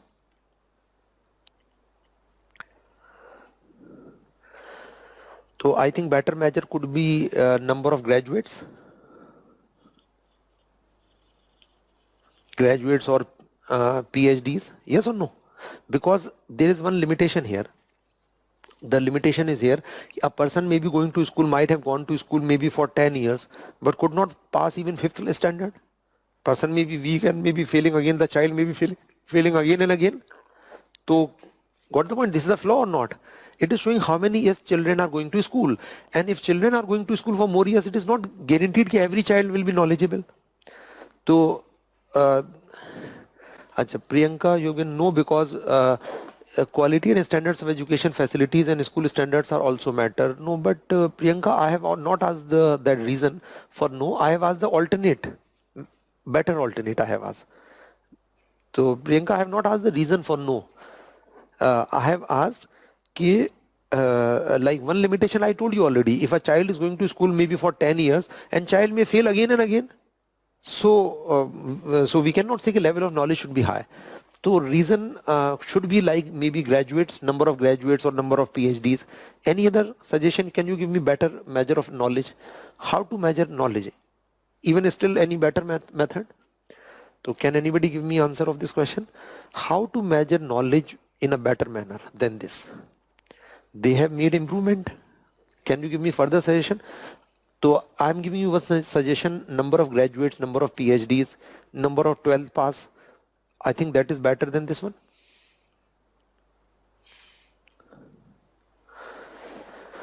So Shweta, you have written quality plus mean years. No, what is quality here? Very subjective thing. So I think answer should be, lot of students give me answer in class. Okay, number of graduates you can take, a number of PhDs, okay, number of research papers submitted. So again, Tarun, you have given answer no because it does not. I have not asked the reason for no. I have not asked the reason for no. I have asked a better measure from you. What you mentioned, give measure quality education. Instead, this some measure could be taken, which also quality of education. No, Tarun, I have not asked this question. Similarly, Priyanka, you have also given the same answer. I have not the answer reason for no. It is very easy question. So reason, no need for giving reason for no. I have asked a alternate method.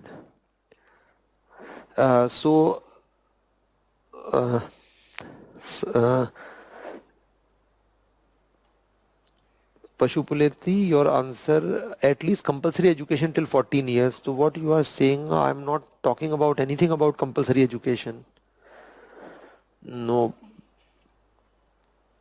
Pashupuleti, what you are saying, I don't understand. I am not taking up that topic. I am just asking you one question. Can this is better, mean years of schooling and expected are better than adult literacy and this? Yes, certainly yes. My question was that can you give me suggestion of a better method to measure education? I am measuring education here. So I said that instead of taking the number of years children are going to school, we shall see how many children are 8th pass, 10th pass, or how many adults are graduate PhDs. I think it will be better, or we may consider their marks. And one more better method than this. Nobody has given me any satisfactory answer. Why it's so wrong? So because normally at least few students give me suggestions like this suggestion. Lot of students, I think some of you may have in your mind. And if this suggestion was not there in your mind, then it means that there is something wrong. And even much better suggestion is, the best suggestion is test. We may conduct a test or exam. Marks obtained in 10th, yes, this is very good answer. Who gave this answer? Marks obtained in 10th or 12th, yes, that is very good answer. Like this, you could have given answer, PhDs or graduates or 10th pass and the marks, yes. And even much better is test. Now, which is best? Okay, just one more question from you people. Which is the best option? This one, I will write A, mean and expected schooling, B or C, A, B, C. Which is best? Which you consider best to measure knowledge? One is mean and expected years of schooling, A option. Second option, number of graduates, PhDs, etc. And number C, we may conduct a test to check their knowledge. Which is best measure of knowledge out of these? Which is most appropriate measure of knowledge? A, B, C. Please give me answer. Arpit, you have given answer. Distinctions in result, scoring in their education. Yes, it is, yes, correct. Number of 12th pass may be better than this. Yes, Jaydev, yes, you are also correct. Now ABC, just give me answer in ABC quickly. Which is best out of these three? A, B and C. Which is best? Okay, other Gauthami, you have given answer. Number of skilled and trained people. Yes, it is also correct. Now my question is that which is best out of these three? Which one do you think is better? ABC, please provide me the answers. So I think very simple answer is C here. Answer is C.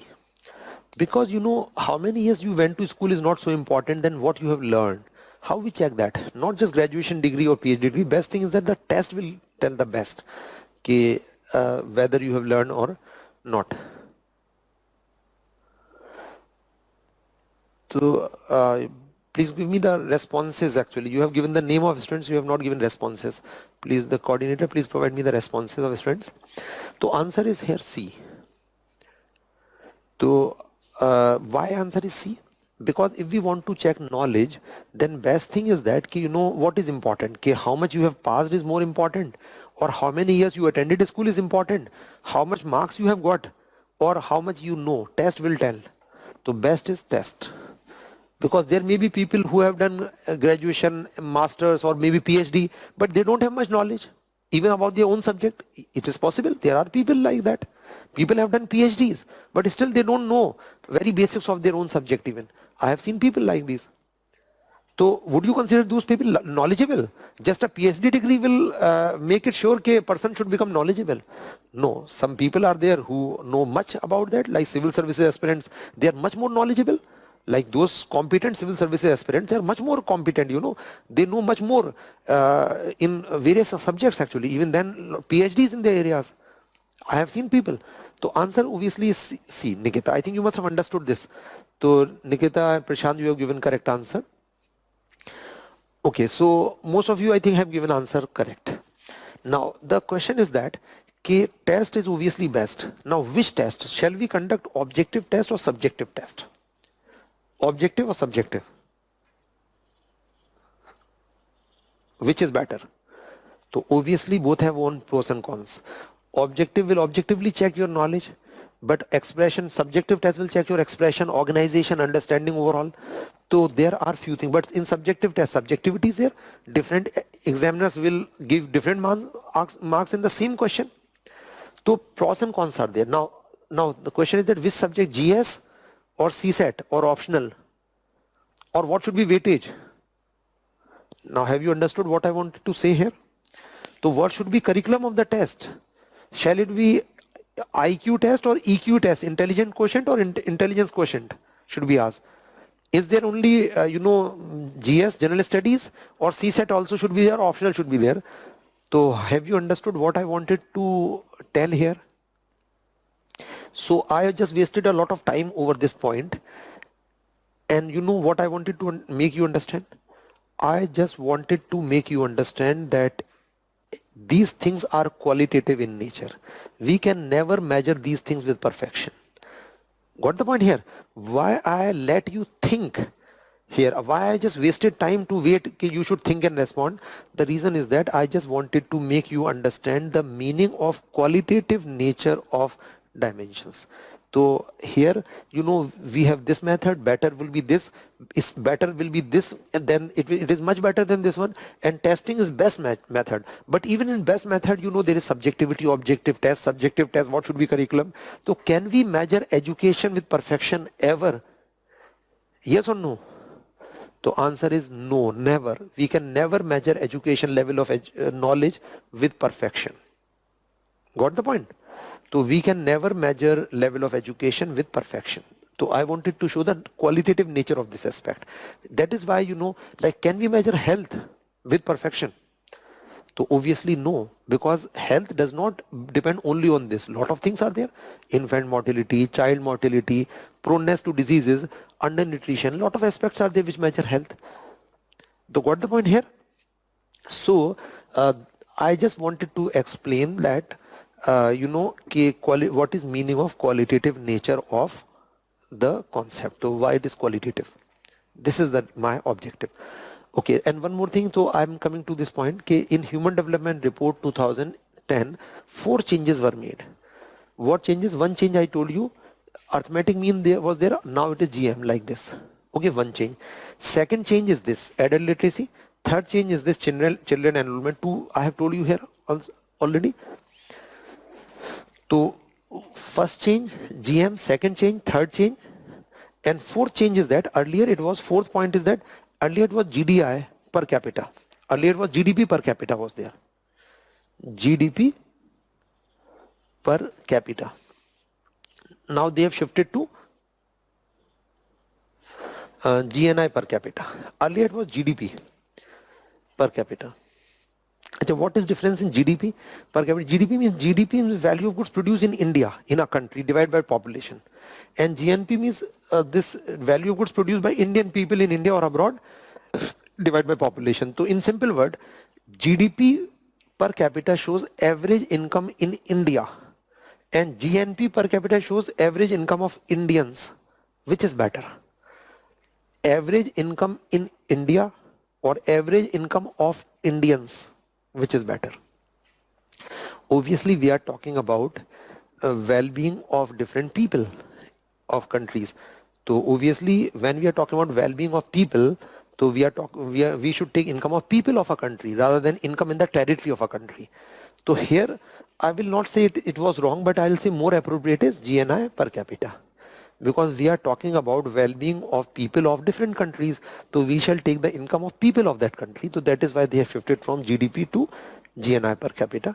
As I told you in chapter 4, I will discuss in detail GDP, GNP in detail.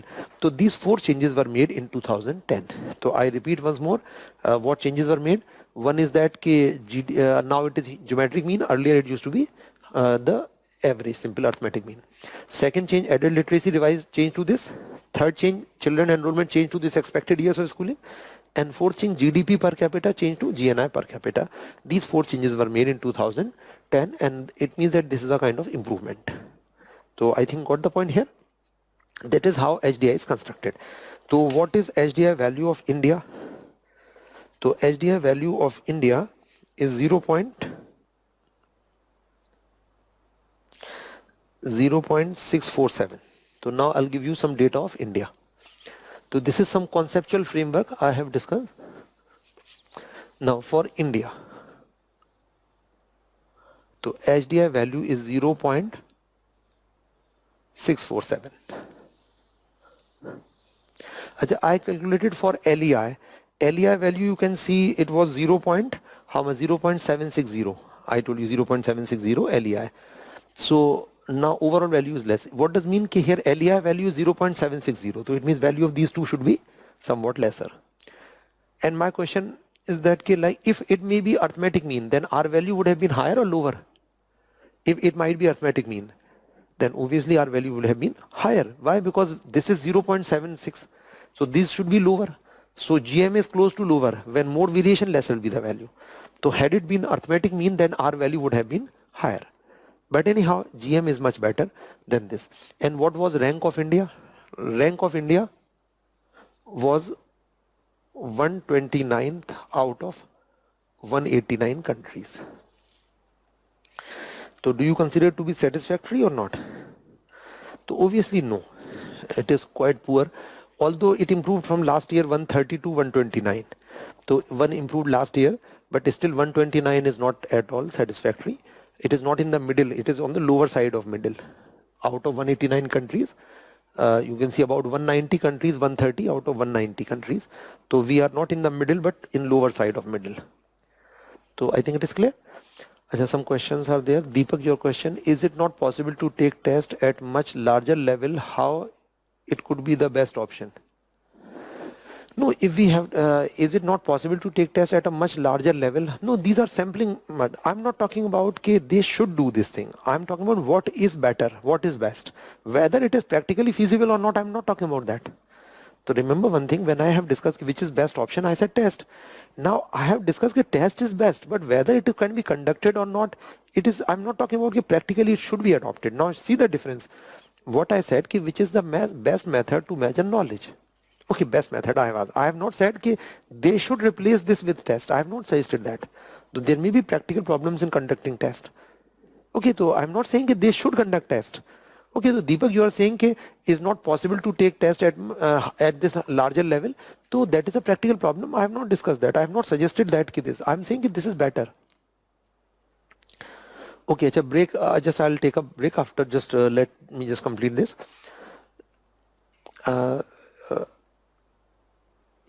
IPSIT one question. Can number of people in service sector be better alternative to mean and expected years of schooling? No, service sector, what does mean? No, not at all. What you are linking. So I'm talking about education. You're talking about a particular sector. No, there is no link. IPSIT, IPSIT. Okay, other is Simriti Kana, your question, one can read and write it, but without schooling or formal education, one cannot be part of economic participation or formal employment. So I'm not talking about employment here. I wanted to ask, can we measure knowledge with perfection? Yes or no? Just I wanted to make it clear. How? I just wanted to make it clear this is subjective thing. These dimensions are subjective and we cannot measure with perfection. I just wanted to make you understand this thing. Okay, jobs are entirely different. I'm not talking about jobs. I just wanted to explain whether it is possible to measure these things with perfection, yes or no. So this only I wanted to discuss this thing. And there is a use of these things. Whatever I have here, I have wasted a lot of time here in this. So the objective is to let you think. Okay, because my objective is to let you think why and how these things happen. Okay, because I'll be using in further analysis these things in just after this. So I think there's time for break. So after break, after 5 minutes we will continue. Then I'll tell you the further analysis of this. Okay, this is almost complete. Just some interpretations are remaining, but just okay. After 5 minutes we'll continue. Okay, so we have discussed HDI, and I told you our value and our rank actually of HDI. But one more thing before taking up this PPT, this question may be asked: do you think HDI is a perfect measure of economic development? Yes or no? So give me answer in yes or no. And if you know, then can you give me reasons? So please give me answer. Is HDI a perfect measure of economic development? So what do you think? Yes or no? If no, can you give me reason for this? Achha, Rishabh, you have asked, can we consider skill of any person as knowledge? Yes, maybe considered in knowledge, but that is different thing. You know, Rishabh, I just wanted to make you understand what is meaning of subjective nature. I have given you so much examples to measure knowledge. Earlier, you know, this adult literacy and children enrollment was used. Now mean and expected years of schooling is used. I told you other better method could be like graduates and 12th pass, 10th pass graduates, and even their marks can give better idea. And even better than the best thing is to conduct test. But among best to conduct tests, you know, knowledge will be assessed properly by test. That is why UPSC conducting a test. UPSC don't take those students who are is preparing for since long. What's the point? Otherwise, the UPSC might be selecting those people who must be preparing for maybe 15, 20 years, 30 years. Okay, so it should not be the criteria. How many years you have prepared, it doesn't matter. You have to achieve the level of knowledge. You should know the correct answers. Okay, either you have done graduation just now or you have done maybe 10 years back, it hardly matters. So knowledge is measured, best is measured by test, but in test also there is subjectivity. Which test, objective, subjective, what should be curriculum of the test? So I just wanted to make you understand what is meaning of subjective nature of the dimension. Now my question is that is it perfect, yes or no? And if answer is no, then why no? Okay, other is Priyanka. It is possible to take test of every citizen to get estimates. Priyanka, I told you कि I have discussed कि education, I just wanted to make it clear कि education can never be measured with perfection. I did not suggested कि UNDP should start conducting tests. No, I just said कि test may be a better method, but practical problems will be there. So that is why I'm not suggesting कि UPSC should conduct test. Okay, yes, I have got the answer. Simriti, you have given answer no. So obviously answer is no. So answer is no, yes. Simriti, correct. As economic development, so my question is that is HDI a perfect measure of economic development? So answer is clear cut no. So reason what you have given, economic development will also contain cooperation among people, social psychological factors. Yes, it is correct, but can anybody give me answer reason for no? Why not? So Simriti, you have mentioned it include correct, means it also includes other things. So Simriti, I will refine your answer. You should have mentioned that it is a multi-dimensional concept. So economic development is a multi-dimensional concept. Okay. Acha, what are dimensions in this? Like here there are social, cultural, environmental, psychological dimensions are there, yes or no? I have told you already. So what Simriti you have mentioned that economic development will also contain cooperation among people, social psychological factors. Yes, so you should have mentioned that it is multidimensional concept. Okay, so Rakshit, you have given answer no because it does not include money. No, Rakshit, money is just a means. Money is very narrow thing. So per capita income is there na, in this. So it is wrong. Per capita income is considering money. So other question is issue. You have given answer no. Yes. So no is correct. So reason, just as we saw, there exist even better ways of measuring, incorporating more aspects. Thus HDI cannot be perfect. Yes, you mean to say that measurement is not perfect. Yes, it is correct.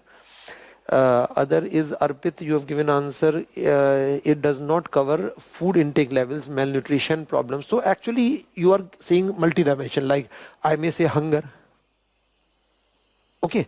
So Arpit, you have mentioned does not cover food. So I say that economic development is a multi-dimensional concept, and HDI and a perfect measure must take into account each and every dimension. Yes or no? So certainly yes. So a perfect measure must take into account each and every dimension of economic development. Okay, other question, other answer is that of Hirajut, your answer social, cultural, psychological are not considered. Yes, multidimensional aspect I think. No, other answer, okay, other is Debashish Darshan Das, your question, HDI is very effective measure of development because it includes economic and social indicators which reduces any anomalies. But the issue, there are a lot of social issue needed to be included, like atrocities of minorities, women empowerment level. So I think Debashish, in short, you should have seen this thing only. It does not consider all dimensions. So Sadhu has given the has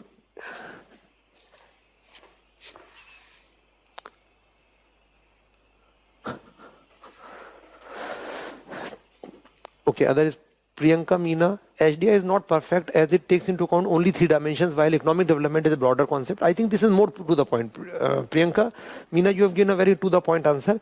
HDI is not perfect because HDI is based on only 3 dimensions. Although economic development is a multi-dimensional concept, these are also dimensions. So most of you have given almost same answer. So answer is correct. But one more thing is missing. So one person has given implicit answer in that. So there are 2 reasons why HDI is not perfect. So one reason is that economic development is a multi-dimensional concept, etc. And even etc. is there. And HDI considers how many dimensions? Only 3 dimensions. So do you think a perfect measure must take into account each and every dimension of economic development? Yes or no? So obviously yes. So a measure cannot be perfect. No index can be perfect until unless it takes into account each and every dimension of economic development. So one reason is this, and this is one reason. Okay. Second reason. Second reason, one student has given me just broad idea about that. That is, these dimensions are qualitative. Dimensions are qualitative in nature. So dimensions are qualitative in nature, and qualitative in nature means cannot be measured with perfection. Qualitative in nature means cannot be measured with perfection. So how the example in education I gave you. So dimensions are qualitative in nature. Dimensions of economic development are qualitative in nature, and that is why it is not possible to measure with perfection. So this is the main limitation. You know why HDI is not a perfect measure? The reason is that first of all, a perfect measure must consider all dimensions, but HDI consider only 3 dimensions. One problem. Second problem, even whatever 3 dimensions are considered like education, health, is it measured with perfection? No, it is not possible to measure with perfection. So I think what the point here, the dimensions are qualitative in nature, and qualitative, like just I give you example of education. Okay, we can never measure education with perfection. We can never measure health with perfection. We can never measure the social dimension with perfection or cultural dimension. Which culture is best and which is perfect? So it cannot be, there cannot be any single answer. It cannot be quantified. Okay, or which environmental hunger, we cannot measure these things with perfection. Qualitative, these dimensions are qualitative. So I think this is the reason. Like this question may be asked, okay, do you think HDI is a perfect measure of economic development? So answer obviously is no, and why no? Reasons are, these are the 2 reasons. And most, all of your answer mainly focus on this aspect. Okay, other, Rishabh Mishra, you've asked, how can they compare 2 countries on the basis of these aspects? Means sir, some countries can perform better in some dimension, and some can can in others. So how can we say this particular country is better than other? Yes, this is a problem, because these things are subjective. Economic development is subjective. We cannot say, we cannot compare directly. Like if I compare between Germany and France, so can you say which is better, or Italy? Okay, so you know which is better. Like in some aspect Germany may be better, some aspect this minor variations may be there. So but we can never measure this with perfection. Got the point? Now if I make a statement, okay, it is not possible to construct a perfect indicator to measure economic development. Am I correct or wrong? So please give me answer practically. It is not possible. Not possible to construct a perfect indicator. Not possible to construct a perfect indicator to measure economic development. Am I correct? Yes or no? Give me answer in Y or N. So no, it is not possible to construct a perfect indicator to measure economic development. Am I correct? So answer is yes. Yes, it is not possible. Why not possible? Because a perfect measure must take into account each and every dimension. Is it possible that you can take all dimensions in one indicator? So obviously answer is no. One thing. Second thing is that these are subjective in nature. How would you measure? A perfect measure must measure with perfection. How would you measure education with perfection? How would you measure health with perfection? How would you measure happiness with perfection? So we don't have meter to measure how happy you are, okay, or how healthy you are. So overall practically answer should be yes, it is not possible. Okay, then next question from you people. Next question is that then in this question may be asked, suggest an approach. If it is not possible, it is not perfect, or if it is not possible maybe, then suggest an approach to assess economic development of a country. Now give me suggestion. Now then how to estimate? How to assess level of economic development overall? Do you have any suggestion? If it is not perfect and perfection is not possible, then what practically what we should do? Any practical suggestion from you people? How to assess level of development? How to compare development of one country with other country? So how? So please provide me the responses. So yes, no, I have not got even for this. It is not possible. Yes, no, I have not got the answer for this. So answer, although I have told you already, answer is, it is correct. Yes, it is yes in the sense that not possible. So it is not possible to construct a perfect measure. If it is not possible to construct this perfect measure, even this HDI is not perfect. So what should we do practically? How to assess level of economic development of a country? So such kind of questions could be asked in mains, because usually they tilt questions. They think, do you think it is a perfect measure? If it is not perfect measure, then how to assess level of development? Your suggestion, practical suggestion now.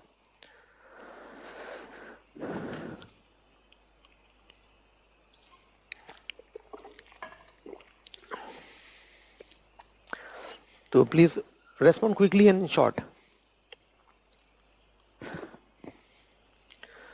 So practical suggestion is very simple.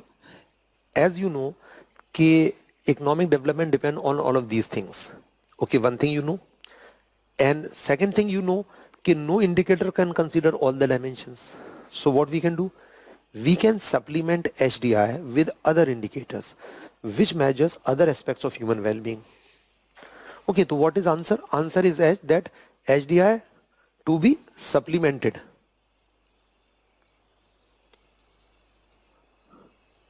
by other indices. So Priyanka, is not possible is correct, but nobody has given me answer on this. So HDI to be supplemented by other indices which measures well-being and other aspects. Other indices, like some indices are like happiness indices. It is psychological well-being. Okay, like we have hunger index. I will discuss global hunger index. Okay, there are gender gap indices. Gender gap indices are there. So we should supplement by other indices which measures level of human well-being in other dimensions of welfare. So got the point here? So HDI should be supplemented by other indices which measures well-being in other aspects. So Sneha is given correct answer, supplemented with other indices. Yes, to the point answer Sneha has given. HDI to be supplemented by other indices. Okay, Kamlesh, you have given talking the basic indicators which represent basic level of well-being. Basic indicator which measure basic. So this is health education is basic. HDI is based on basic indicator. No. Ajay, Neha, you have given answer yes in this case. Ajay, it is correct. Yes, answer is correct. Okay, so we should. Sushant, you have given, we have a basket of measures. A basket of measures means basket of indices. Okay, so you know if there is a question, what should be the approach to assess economic development of a country? So obviously when single indicator cannot capture all the dimensions, so we should use various indicators which measures different aspects of human well-being. Like this happiness report will measure psychological well-being. It measures actually, you know, food or hunger. Hunger measures the basic amenity, the core amenity, that is food. And gender disparities means disparity in male and female. So we shall supplement HDI with other indices which measures what? Human well-being in other dimensions. Okay, here 3 dimensions are there and we can supplement this. So I think got the point here, because this kind of questions are expected in mains. Usually they tilt questions. They think they want to know your understanding. It is not just you have just crammed the 3 dimensions. So my objective of going in detail and even mathematics also to just give you understanding, because you know my objective is to prepare for you for civil service exam. The demand is that they know they need people who can think, who can understand things, not just they can cram data, because this data is there, whatever I have dictated, this is there in books also. Everywhere you will find this data, but important thing is that it is not just this content or data, it is important why and how you should think. Okay, so although it restricts our speed, but those things which are somewhat important in the initial phase, I have to be more cautious, while you should develop a habit of thinking and analyzing. And you should involve. This is my objective. That is why. So this question is very much expected. They have not asked this question directly. They have 2 long questions were asked on HDI directly, but they may compare with this to what extent it is perfect. Now one more question from you people. That very important question. Please give me answer quickly. The question is that because we are already slow, so that is why please give me answer quickly. That the indicators of HDI, I will discuss this HDI. Is it also indicator of inclusive growth? Yes or no? So in the heading, I have discussed indicators of economic development. Can we say here I will discuss some indices. So in the same heading, can we discuss indicators of economic development? Yes or no? Sorry, inclusive growth also. Like we have discussed. indicators of economic development. So we are taking up indicators of economic development. Here I will discuss HDI and other indicators also, dash, dash, dash. Okay, like gender, I will discuss all of these indicators just after HDI. But now my question is that, can I put a heading, indicators of economic development / inclusive growth? Now give me answer in yes or no. Can HDI be put under indicator of inclusive growth, yes or no? Can I change the heading? Like second topic is indicators of economic development. So can I say same will be the indicators of inclusive growth also, like HDI and this happiness index, hunger index, these are also indicators of inclusive growth, yes or no? And if our answer is yes, then make change in this. Otherwise, don't make change in this, your heading. So if your answer is yes, indicators of economic development will be almost similar to indicators of inclusive growth, then you can put / this. So answer is yes or no? Yes means कि both are similar. So give me answer, please.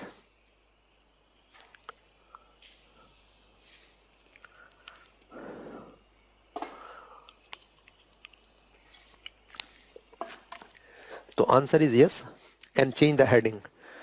In the heading of this topic, write down inclusive growth. Because one student have asked me this indicator of inclusive growth, I said you have to wait. Now you have got the answer. So just change the name of the heading. Indicators of economic development / inclusive growth. Write down / inclusive growth. Okay, why? Because answer should be yes. So Tushar Goel, you have given answer no. You are wrong, Tushar. Because these indices does not contain indicators to provide employment. No, remember one thing, inclusive growth does not solely depend on employment. It depends on all other factors. I have given you dimensions. So we cannot say and indirectly employment also indirectly related with other indicators also. So your answer is wrong, Tushar Goel, completely wrong. Other is Pratik Dongre.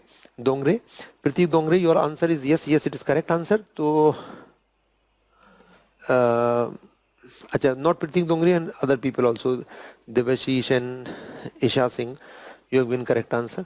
Sushant has given reason. Sushant, what reason you have given? HDI can be one of the indicators used to arrive at inclusive growth. So I think you mean to say yes. Yes, you are correct. So actually you should remember HDI is also indicator of inclusive growth. Okay. Why? Because it measures education, health. Education, health, standard of living are also part of inclusive growth. They are also dimensions of inclusive growth. I gave you dimensions of inclusive growth. Just like HDI is not a perfect indicator of economic development, similarly HDI is also not a perfect indicator of economic development. Got the point? So HDI is an indicator of economic development as well as of inclusive growth. Got the point? HDI is indicator of both, but neither it is perfect of economic development nor it is perfect of inclusive growth. Okay, similarly happiness. So happiness is also an indicator of both, but none indicator could be perfect. So if there is a question on which are indicators of economic development or maybe on inclusive growth, they are all similar, all same. So I think it should be clear. Ki answer in they may ask, once you ask this question, one student asked me this question, what are indicators of inclusive growth? So answer will be same here. So why I did not give answer at that time? Because I wanted to let you understand this, and then you themselves should think whether yes or no. Okay, so now I repeat once more, indicators of economic development and inclusive growth will be almost similar. Since no indicator can be perfect measure of this, neither could be an indicator of this. So I think it should be clear. Sushant, however, inclusive growth also counts participants' employment, which is not reflected in any of the indicators. No, Sushant, we cannot just go for employment. It should be clear. HDI is also indicator of inclusive growth, but education, health is not part of inclusive growth. Why not? So all these indicators like happiness report and hunger index and gender gap index, etc., all of these are indicators of inclusive growth as well. Make it clear. Okay. So the indicators, just change the heading. slash inclusive growth also. So indicators of both are same. None of the indicator can be a perfect indicator of this nor this. Simple. Okay, now I'll give you some data for more data from HDI. I have shared this already. So this is Human Development Report 2019. The latest report till now is this. This is the theme or heading beyond income, beyond averages, beyond today. Inequality in human development in 21st century. The focus on inequalities in this report. Okay, title. Once there was a question on title, which is title of Human Development Report. Achha, this is, I told you already, dimensions. Human Development Index, dimensions, you know, long and healthy life. So I have written health. So sometimes health is written, second dimension knowledge, and third decent standard of living or simply standard of living. Okay, and indicators of this: life expectancy at birth, expected years of schooling, mean years of schooling, and GNI per capita in dollar PPP. And dimension indices are life expectancy index, education index, GNI index, and GM of these three will give HDI value. And the minimum maximum values I have told you 0 to 85, expected 18, 0 to this. So these are the formula which I have already told you. Now which country was on top? So Norway, number 1. Okay, and then Switzerland, then Ireland.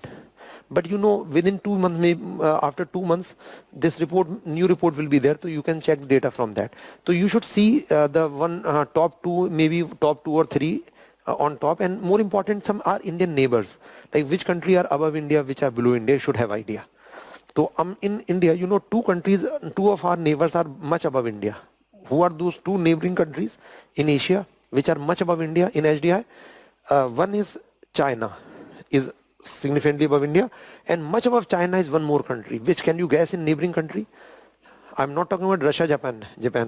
In Asia, which country? That is Sri Lanka. Sri Lanka was much above even China in level of well-being. So level of human well-being is much better in Sri Lanka. And all other countries, these Bhutan, Bangladesh, Nepal, Pakistan, these are all below India. So only rough idea you should have. Okay, so what they have mentioned, HDI value, they have mentioned life expectancy, expected years of schooling, mean years of schooling, and GNI per capita. But you need not require to remember this data. Okay, so top 2 you can have idea is Norway, Switzerland, sufficient. Now India's rank, I told you 129th rank, value 0.647, and this is life expectancy 69.4 years. Expected years of schooling, children are going to school 12.3 years. This, you know, for adults 6.5 mean years of schooling, and per capita income is less than 7,000. But that is last year's data. That is why I did not give you that data. Okay, so you should have an idea about some of our neighboring countries, like, you know, like this Bhutan, Bangladesh, and Nepal and Pakistan. They were below. So only idea is sufficient. Okay, other, you know, I just give you idea about the growth rate of HDI. So Human Development Index trend from 1990 to 2018. So how many years you can see? 28 years. So this is the trend of the annual average annual HDI growth in the last 28 years. So after economic reforms, you know, in 1991, growth of GDP in India increased at very high rate. So you can see the India's growth rate was 1.46 in HDI. So this is an average annual HDI growth, increase in HDI value. Okay, so India's this, China was slightly higher than India. And South Asia, 1.35 means slightly less than this. And the OECD means group of developed countries, 0.47.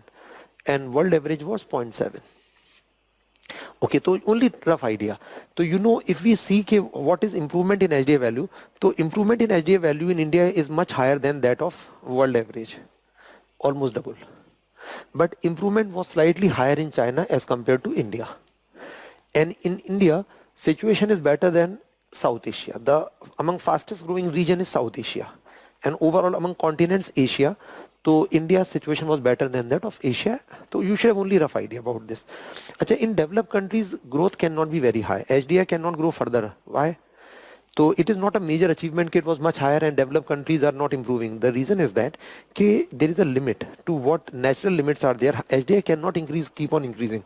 Why? Because in developed countries like Japan, life expectancy is already very high, 85, 84 point something. So do you think Japan can keep on increasing to 85 to 100 or 100 to 200 years? No. But in a country where life expectancy is low, so there is a scope of increasing. In India, it is close to 70. So we can increase to 80. Okay. But in Japan, from increasing from 85 to 95 is not possible. Okay. Natural limits are there. So you should have rough idea. One important information about this is that if they ask GDP growth, this is HDI growth. If there is a question on GDP growth, so which out of these countries or region grew at the fastest pace, GDP growth in the last 3 decades? The answer will be number 1, China. The growth rate of GDP has been fastest in China in the last 3 decades. And number 2 in the last 3 decades will be India. And then among regions, certainly South Asia. South Asia and then Asia. Okay, among continents, Asia and especially South Asia. This is, I'm talking about sequence in GDP growth also. So sequence in GDP growth and HDI growth is almost same. Okay, and in developed countries, economic growth rate is very low. Okay, so you know, in India, our GDP growth has been about 7% or more than 7% in the last decade. And in developed countries, growth rate is about less than 3%. In India, more than 7. In developed countries, less than 3. Because even growth potential is not much in developed countries, relatively. And world average growth will be about 3.5%. GDP growth I'm talking about. So sequence of GDP growth and HDI growth is almost same. So you should have idea in which direction we are moving. So I will discuss further GDP separately, but HDI growth and GDP growth, if you see the sequence will be same in GDP growth and HDI growth. Other is classification of countries. So UNDP classifies countries in 4 categories. One is very high human development. If HDI value, this is HDI value. HDI value is 0.8 or more. Then high human development if it is between 7 to 8, and then medium if it is 0.55 to 0.7, and low human development if it is below 0.5. So what do you think India should be in which category? India's value is 0.647. So India will be in 0.6 something will be in here. So India is in this category. And as per UNDP, countries which are in this category may be called developed countries. These countries may be regarded as developed country. Other may be developing or underdeveloped. I will discuss separately this thing. So as per them, these are developed countries. So how many countries were there in the latest report? So 62 countries were there in this category. Very high human development, whose HDI value was 0.8 or more. So 62 countries were developed. Okay, this is some other factual information. So got the point? Classification of countries. India is in which category? Like this question may be asked in prelims. India is in which category of this as per UNDP? So in medium human development category. Okay, so this is about HDI, some facts. Now in the report, in this human development report, you know, apart from HDI, some other indices are also published. One is inequality adjusted human development index. So now I will discuss few more indices. So I have discussed HDI and the significance of HDI, some issues. So HDI I'll take up separately. So now fifth indicator is inequality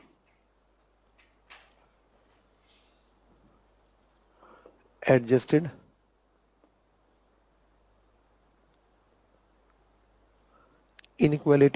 HDI.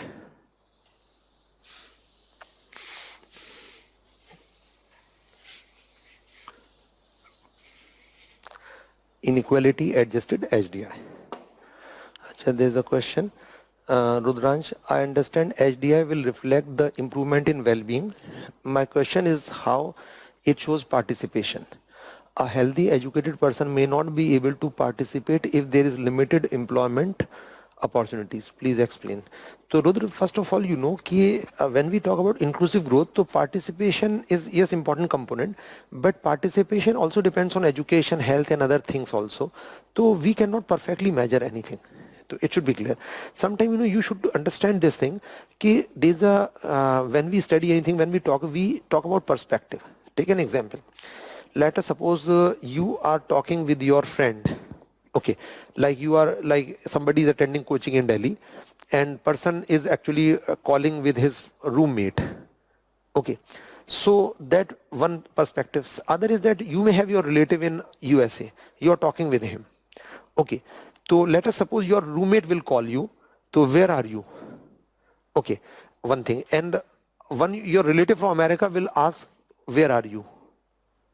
So when your relative from America will call you, where are you? You may say, I am in Delhi.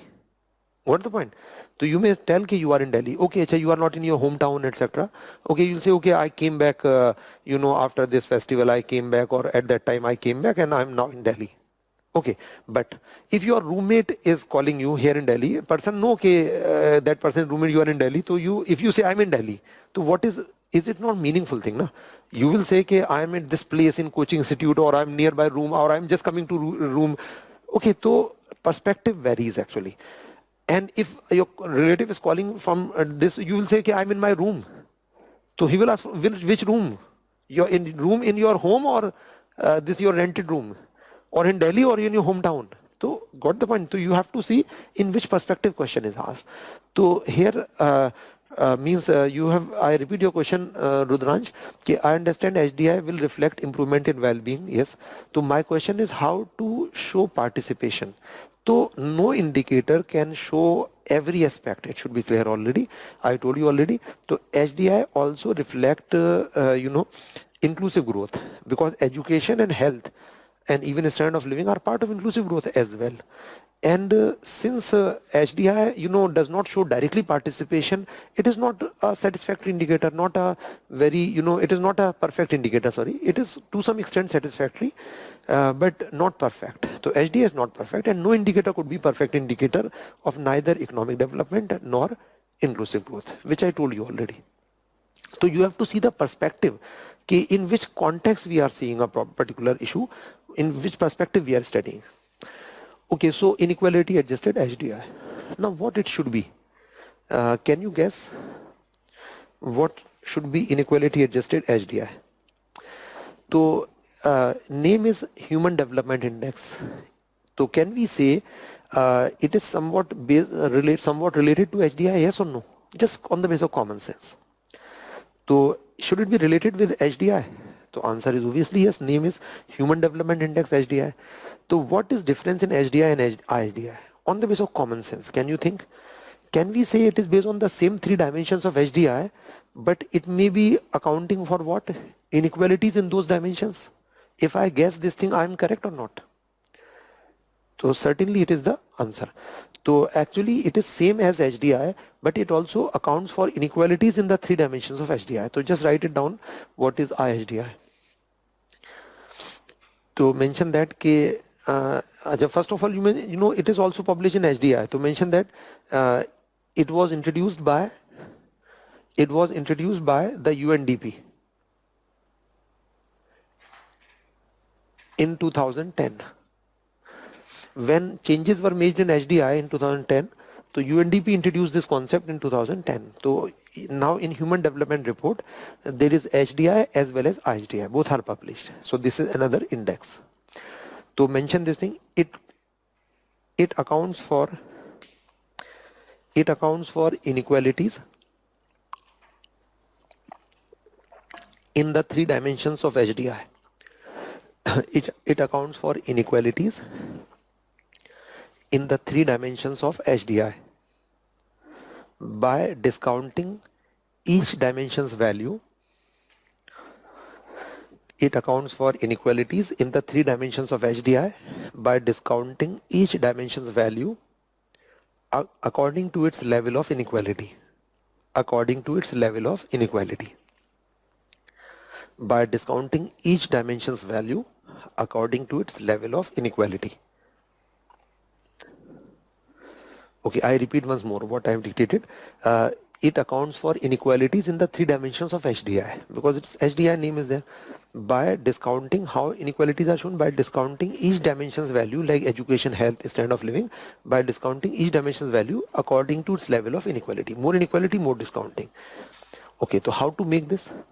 So again we have to make the similar table just like we have made in HDI. Okay, so when we make IHDI, so first of all we have to make the same table which we have discussed in HDI, and we have to add one more column in that. Got the point? How to make this? So first exactly repeat the same table which we have discussed in HDI and then add one more column. Okay, since we have already made that table, so no need for repetition. In short you may write down like dimensions, DIM for short. Okay, so how many dimensions we have discussed? Health, knowledge, and a standard of living. Okay, then directly I will write dimension indices. LEI. So skip the indicators. We have already discussed that. No need to write down indicator and values. So LEI, life expectancy index. Knowledge is measured by education index, and it is measured by GNI index, GI. Okay, so it is measured by one indicator, it is by 2, it is by 1. Okay, we calculated this. So DIM for dimension indices, life expectancy index, education index, GNI. If we take the geometric mean of 3, we will get what? We will get HDI. Okay, now what I will add, just like we have prefixed inequality adjusted before HDI, so just we have to repeat this and just prefix inequality adjusted before each of these. Okay, so instead of dimension index, I will write inequality adjusted INEQ ADJ, inequality adjusted dimension indices. Okay, I will prefix inequality adjusted before each of these. So here what should I write? Inequality adjusted, inequality adjusted LEI. Okay, similarly inequality adjusted EI, and similarly inequality adjusted GI. Okay, what I did, I have just prefixed inequality adjusted before these. So I told you कि if we take GM, geometric mean of these 3, we'll get what? HDI. Okay, if we take geometric mean of these 3, we'll get human development index. So how we can calculate this? If we take geometric mean of these 3, we should get what? Can you guess? HDI. Okay, it's very simple. So what I did in calculation, I told you how it is calculated. Here if we take the geometric mean of these 3, we get HDI. We have already discussed in previous table, and from LEI we have to calculate inequality adjusted LEI. From EI we have to calculate inequality adjusted this, and from this to and geometric mean of these 3 will give IHDI. Okay, so geometric mean GM is geometric mean will give IHDI. Now only one thing is missing here. What you need to know, how inequality, how from here, how we get this. So very simple. Like LEI, we have discussed India for 0.76 value, we have discussed. Okay, so what is inequality at LEI? So you know our life expectancy is how much? 69.4 years. But everybody lives exactly same years. No, variation is there. So more variation, more discount. So we will make some discount, means reduce this value and we get this value. Similarly, in education, everybody is not going, every child is not going to school for same number of years. So more variation, more discount you have to make in this. Average income is not same, per capita income is there, but average not same.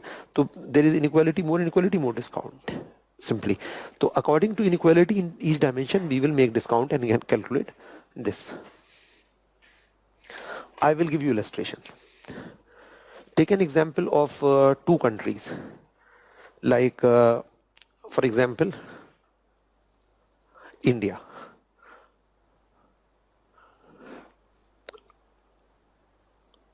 Life expectancy LEI, inequality, adjusted LEI.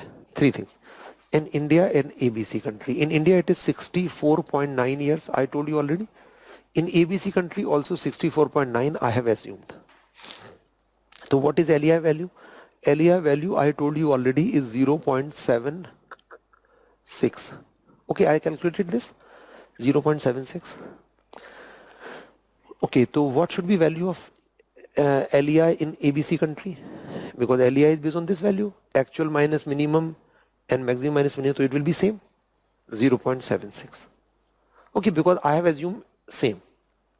Now my question from you people is that if this value will be more than this 0.7 or less than this. Just write, give me answer more or less. M or L, more or less. So I should write higher number or lesser number here. Very easy question. I told you कि more inequality, more discount we have to make. So everybody is not living exactly this much here. It is average. So it should be more or less. Very easy question. Please give me instant answer. M or L. Just write down M or L. Okay, so I think all of you must have responded by now. So answer is it was 0.5 something. Okay, so obviously everybody is not living exactly same year. Variation is there, inequality is there. So we will reduce this value, we will discount this value. Okay. Now second question. In ABC country, I am assuming that everybody lives exactly 64.9 years. Nobody die before, nobody survive beyond this. I am assuming this. So what should be value of this? More, less or same for country ABC. Now give me answer for ABC. So for ABC country, the value should be more, less or same. Same means 7.76 or more than 0.76 or less than 0.76. I am assuming that everybody lives exactly this much years. Nobody die before this, nobody survive beyond that. Practically not possible, but I'm just assuming theoretical reason. A theoretical country ABC and where everybody lives this years. So it should be more, less or same for ABC country. Give me answer for ABC. So here less you have given. So yes, I think very easy. So you have given less. I think all of you are correct here. Now give me answer for ABC country. More, less or same. Assumption is that everybody lives exactly this much number of years. Everybody lives exactly this number of years. So answer I think is very easy. Same. Yes. So Ayush has given answer, correct answer. Yes, it will be 0.76. So have you understood the logic? No inequality, no discount. More inequality, more discount. Very simple.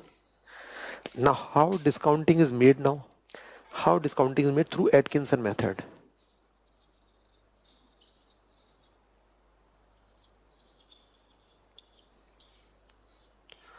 Atkinson method is used. Again you have given same answer. I think all of you are correct here again. So Ayush and some other people have given same answer. All of you I think are correct here. I think very simple. So it means that you have understood the logic here. So now just go to, we are coming to mathematics here, Atkinson method. Atkinson method is like this. It is inequality. Inequality adjusted.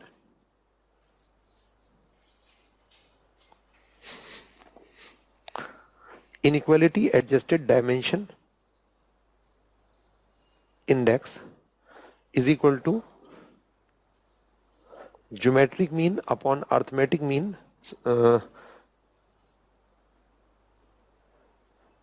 into dimension index. This is the formula. Very simple. Inequality adjusted dimension index is equal to GM upon AM dimension index. This multiplied by dimension index. This is the formula given by Atkinson. So I will apply this formula for ABC country first. So I'll calculate from here how we get the same. So I think although mathematics is not so important, just for understanding. So for ABC country, I'm applying this formula. So I will calculate inequality adjusted LEI. So it is equal to what? GM upon AM multiply by 0.76. Okay, because LEI is 0.76. Dimension index is LEI here. Okay, so GM upon AM. So now what do you think? What is this? This is arithmetic mean and geometric mean. I told you it is arithmetic mean. Life expectancy is simply average. So it is arithmetic mean. So arithmetic mean is this 64.9. Okay, now give me one more answer. Everybody lives 64.9 years. So arithmetic mean will be this and geometric mean will be more, less or same. So GM, what should I write? 64.9 same or more or less? So answer I told you already, same. Why same? Because I told you if all numbers are same, then AM and GM are always equal. If I'm assuming everybody lives this much years, so arithmetic mean and geometric mean must be same. If both are same, number will be what? 1. If the numerator upper 1 and denominator downward both are same in fraction, then it is always 1. So it should be what? This will become 1. 1 into any number will be 1, so it will be 0.76. I think you have understood this. So for ABC country, inequality adjusted LEI will be exactly same because 1 multiplied by this will remain same. So I think you must have understood the reason.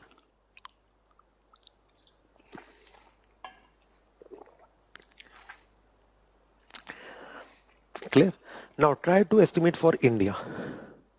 For India, just see in this formula itself. So for India, this will be same 0.76. Okay, or I may write separately. Okay, for India,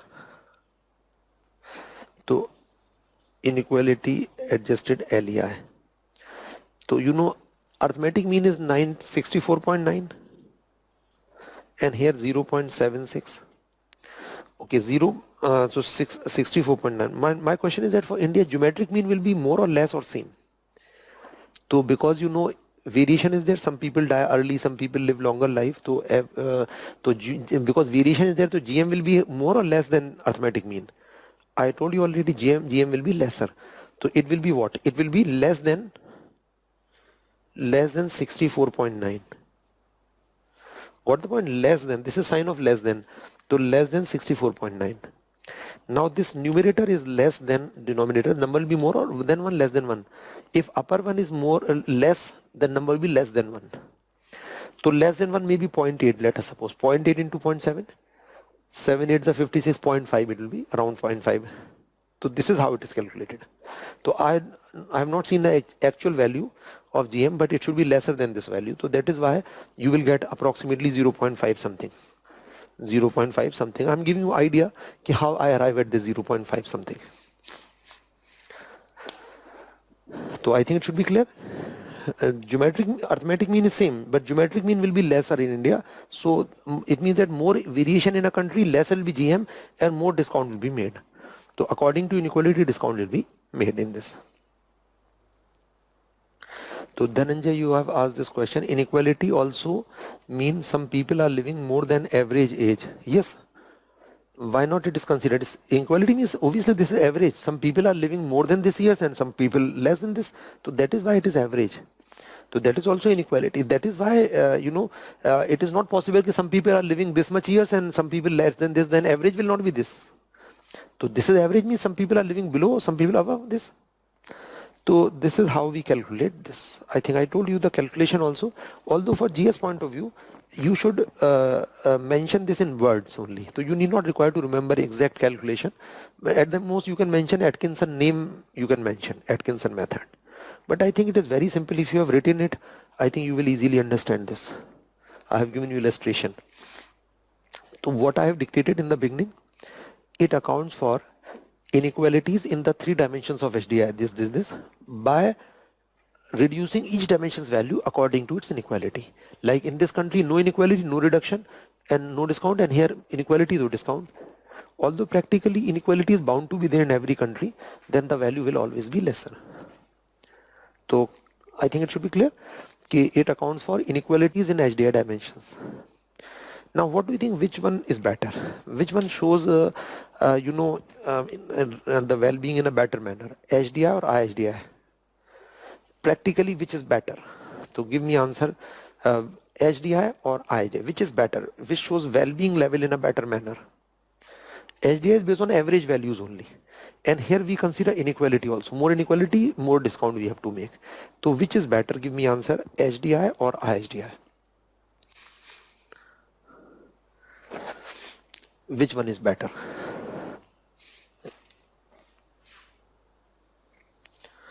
Okay, after that write it down. One table. Excuse me. Interdimensional inequalities.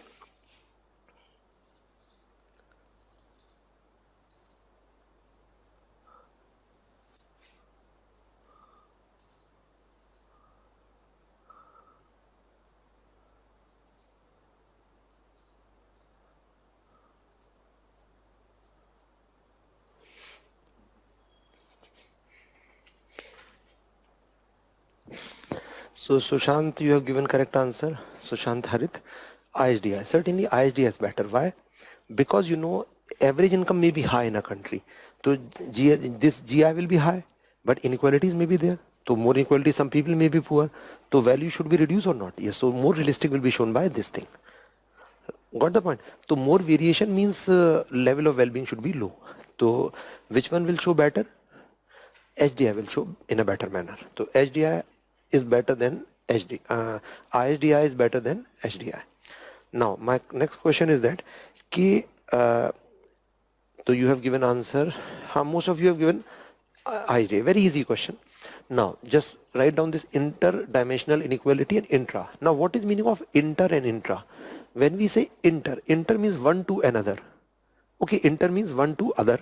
Like you might have read this inter-state trade or intra-state. So this is one state and this is another state. So trading between here to here is called inter-state. Okay, this is what? A and B is inter-state. Let's suppose this is state, let's suppose UP and this is MP.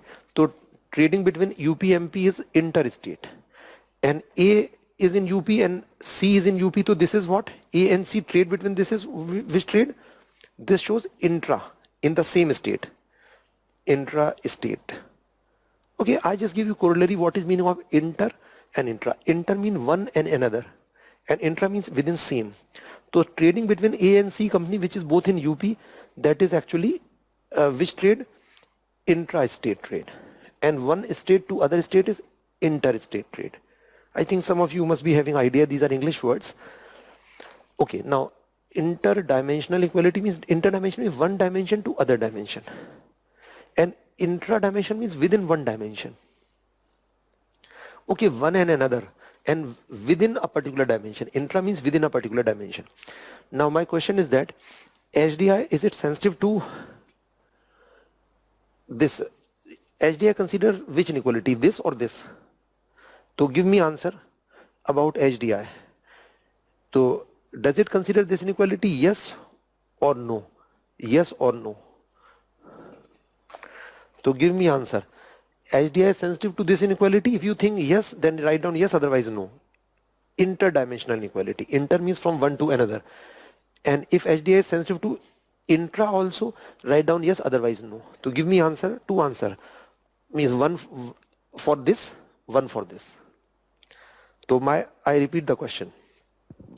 HDI is sensitive for interdimensional equality. Inter means from one to another. So if you think yes, it is sensitive to interdimensional equality, so write down yes, otherwise no. And second is HDI is sensitive to intra-dimensional equality. Intra means within one dimension. So yes, otherwise no. So give me answer. Okay, so your answers should be like this: yes, no, or yes, yes, or no, yes, or no, no. So answer should be 4. So answer could be any one of these, either this or this or this. So if you think it is yes, it is no, so yes, no. Clear? So give me answer, please.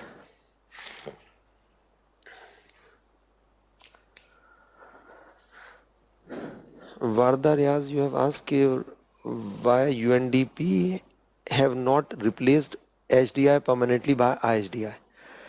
Yes, if it is better, so yes, your question is valid. Why actually UNDP has not permanently replaced it? The reason is that there is problem in data.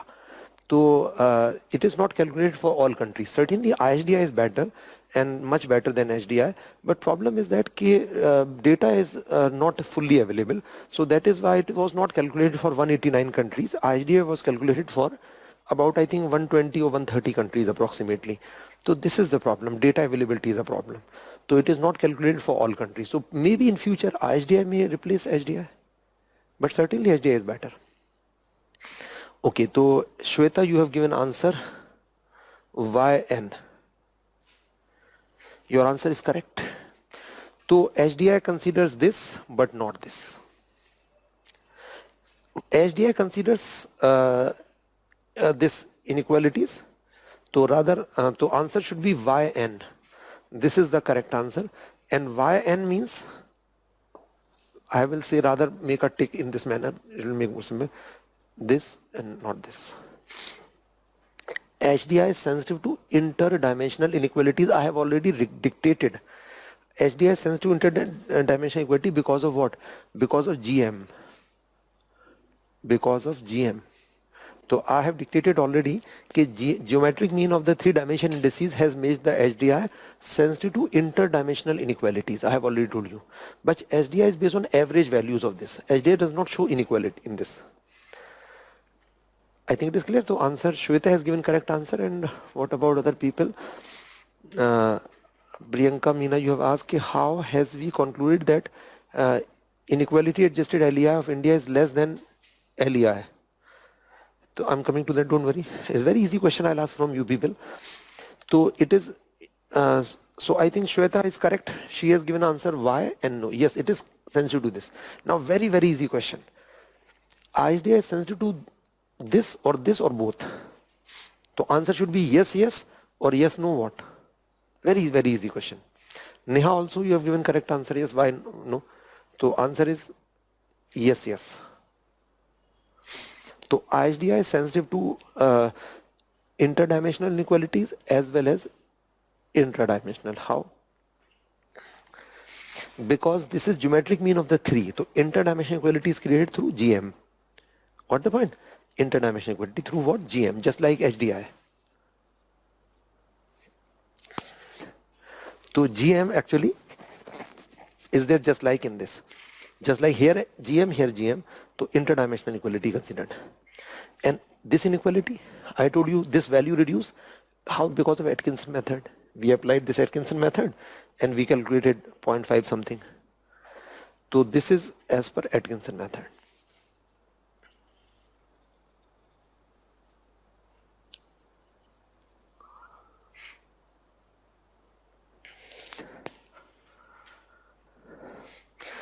So I think it is clear. So why IHDI is better? Because IHDI considers not only interdimensional but also intradimensional inequalities. And remember one thing, before 2010, when it was arithmetic mean, even HDI was not sensitive to interdimensional inequalities. So since 2000, this happens because since which year? Since 2010 only. Since 2010. Now question is that IHDI value should be more or less than HDI. Very, very easy question. So IHDI value, so HDI value I told you of India is how much? HDI value of India is 0.647. Okay, IHDI value should be higher or lower? Very, very easy answer. Lower or higher than HDI?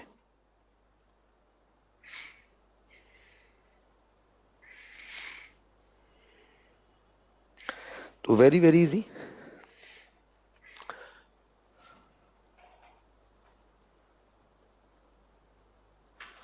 Obviously lower. Okay, so IJ value was 0.477. So it is lower. Reason is very simple. Inequalities are bound to be there. How life expectancy can be equal of everybody? It is not practically possible. I told you this, everybody lives same years, not possible in any country. Okay, similarly, education, knowledge, and everywhere inequality is bound to be there. Now, next, so obviously less, everybody has given correct answer here, but that was very easy question. Now, can I say just like for India, ISDI value is lesser than HDI value of India? Will it be true for every country? Yes or no? The answer is yes. It must be lower for every country. You know, inequalities are bound to be there. It is not practically possible that everybody lives exactly this number of years.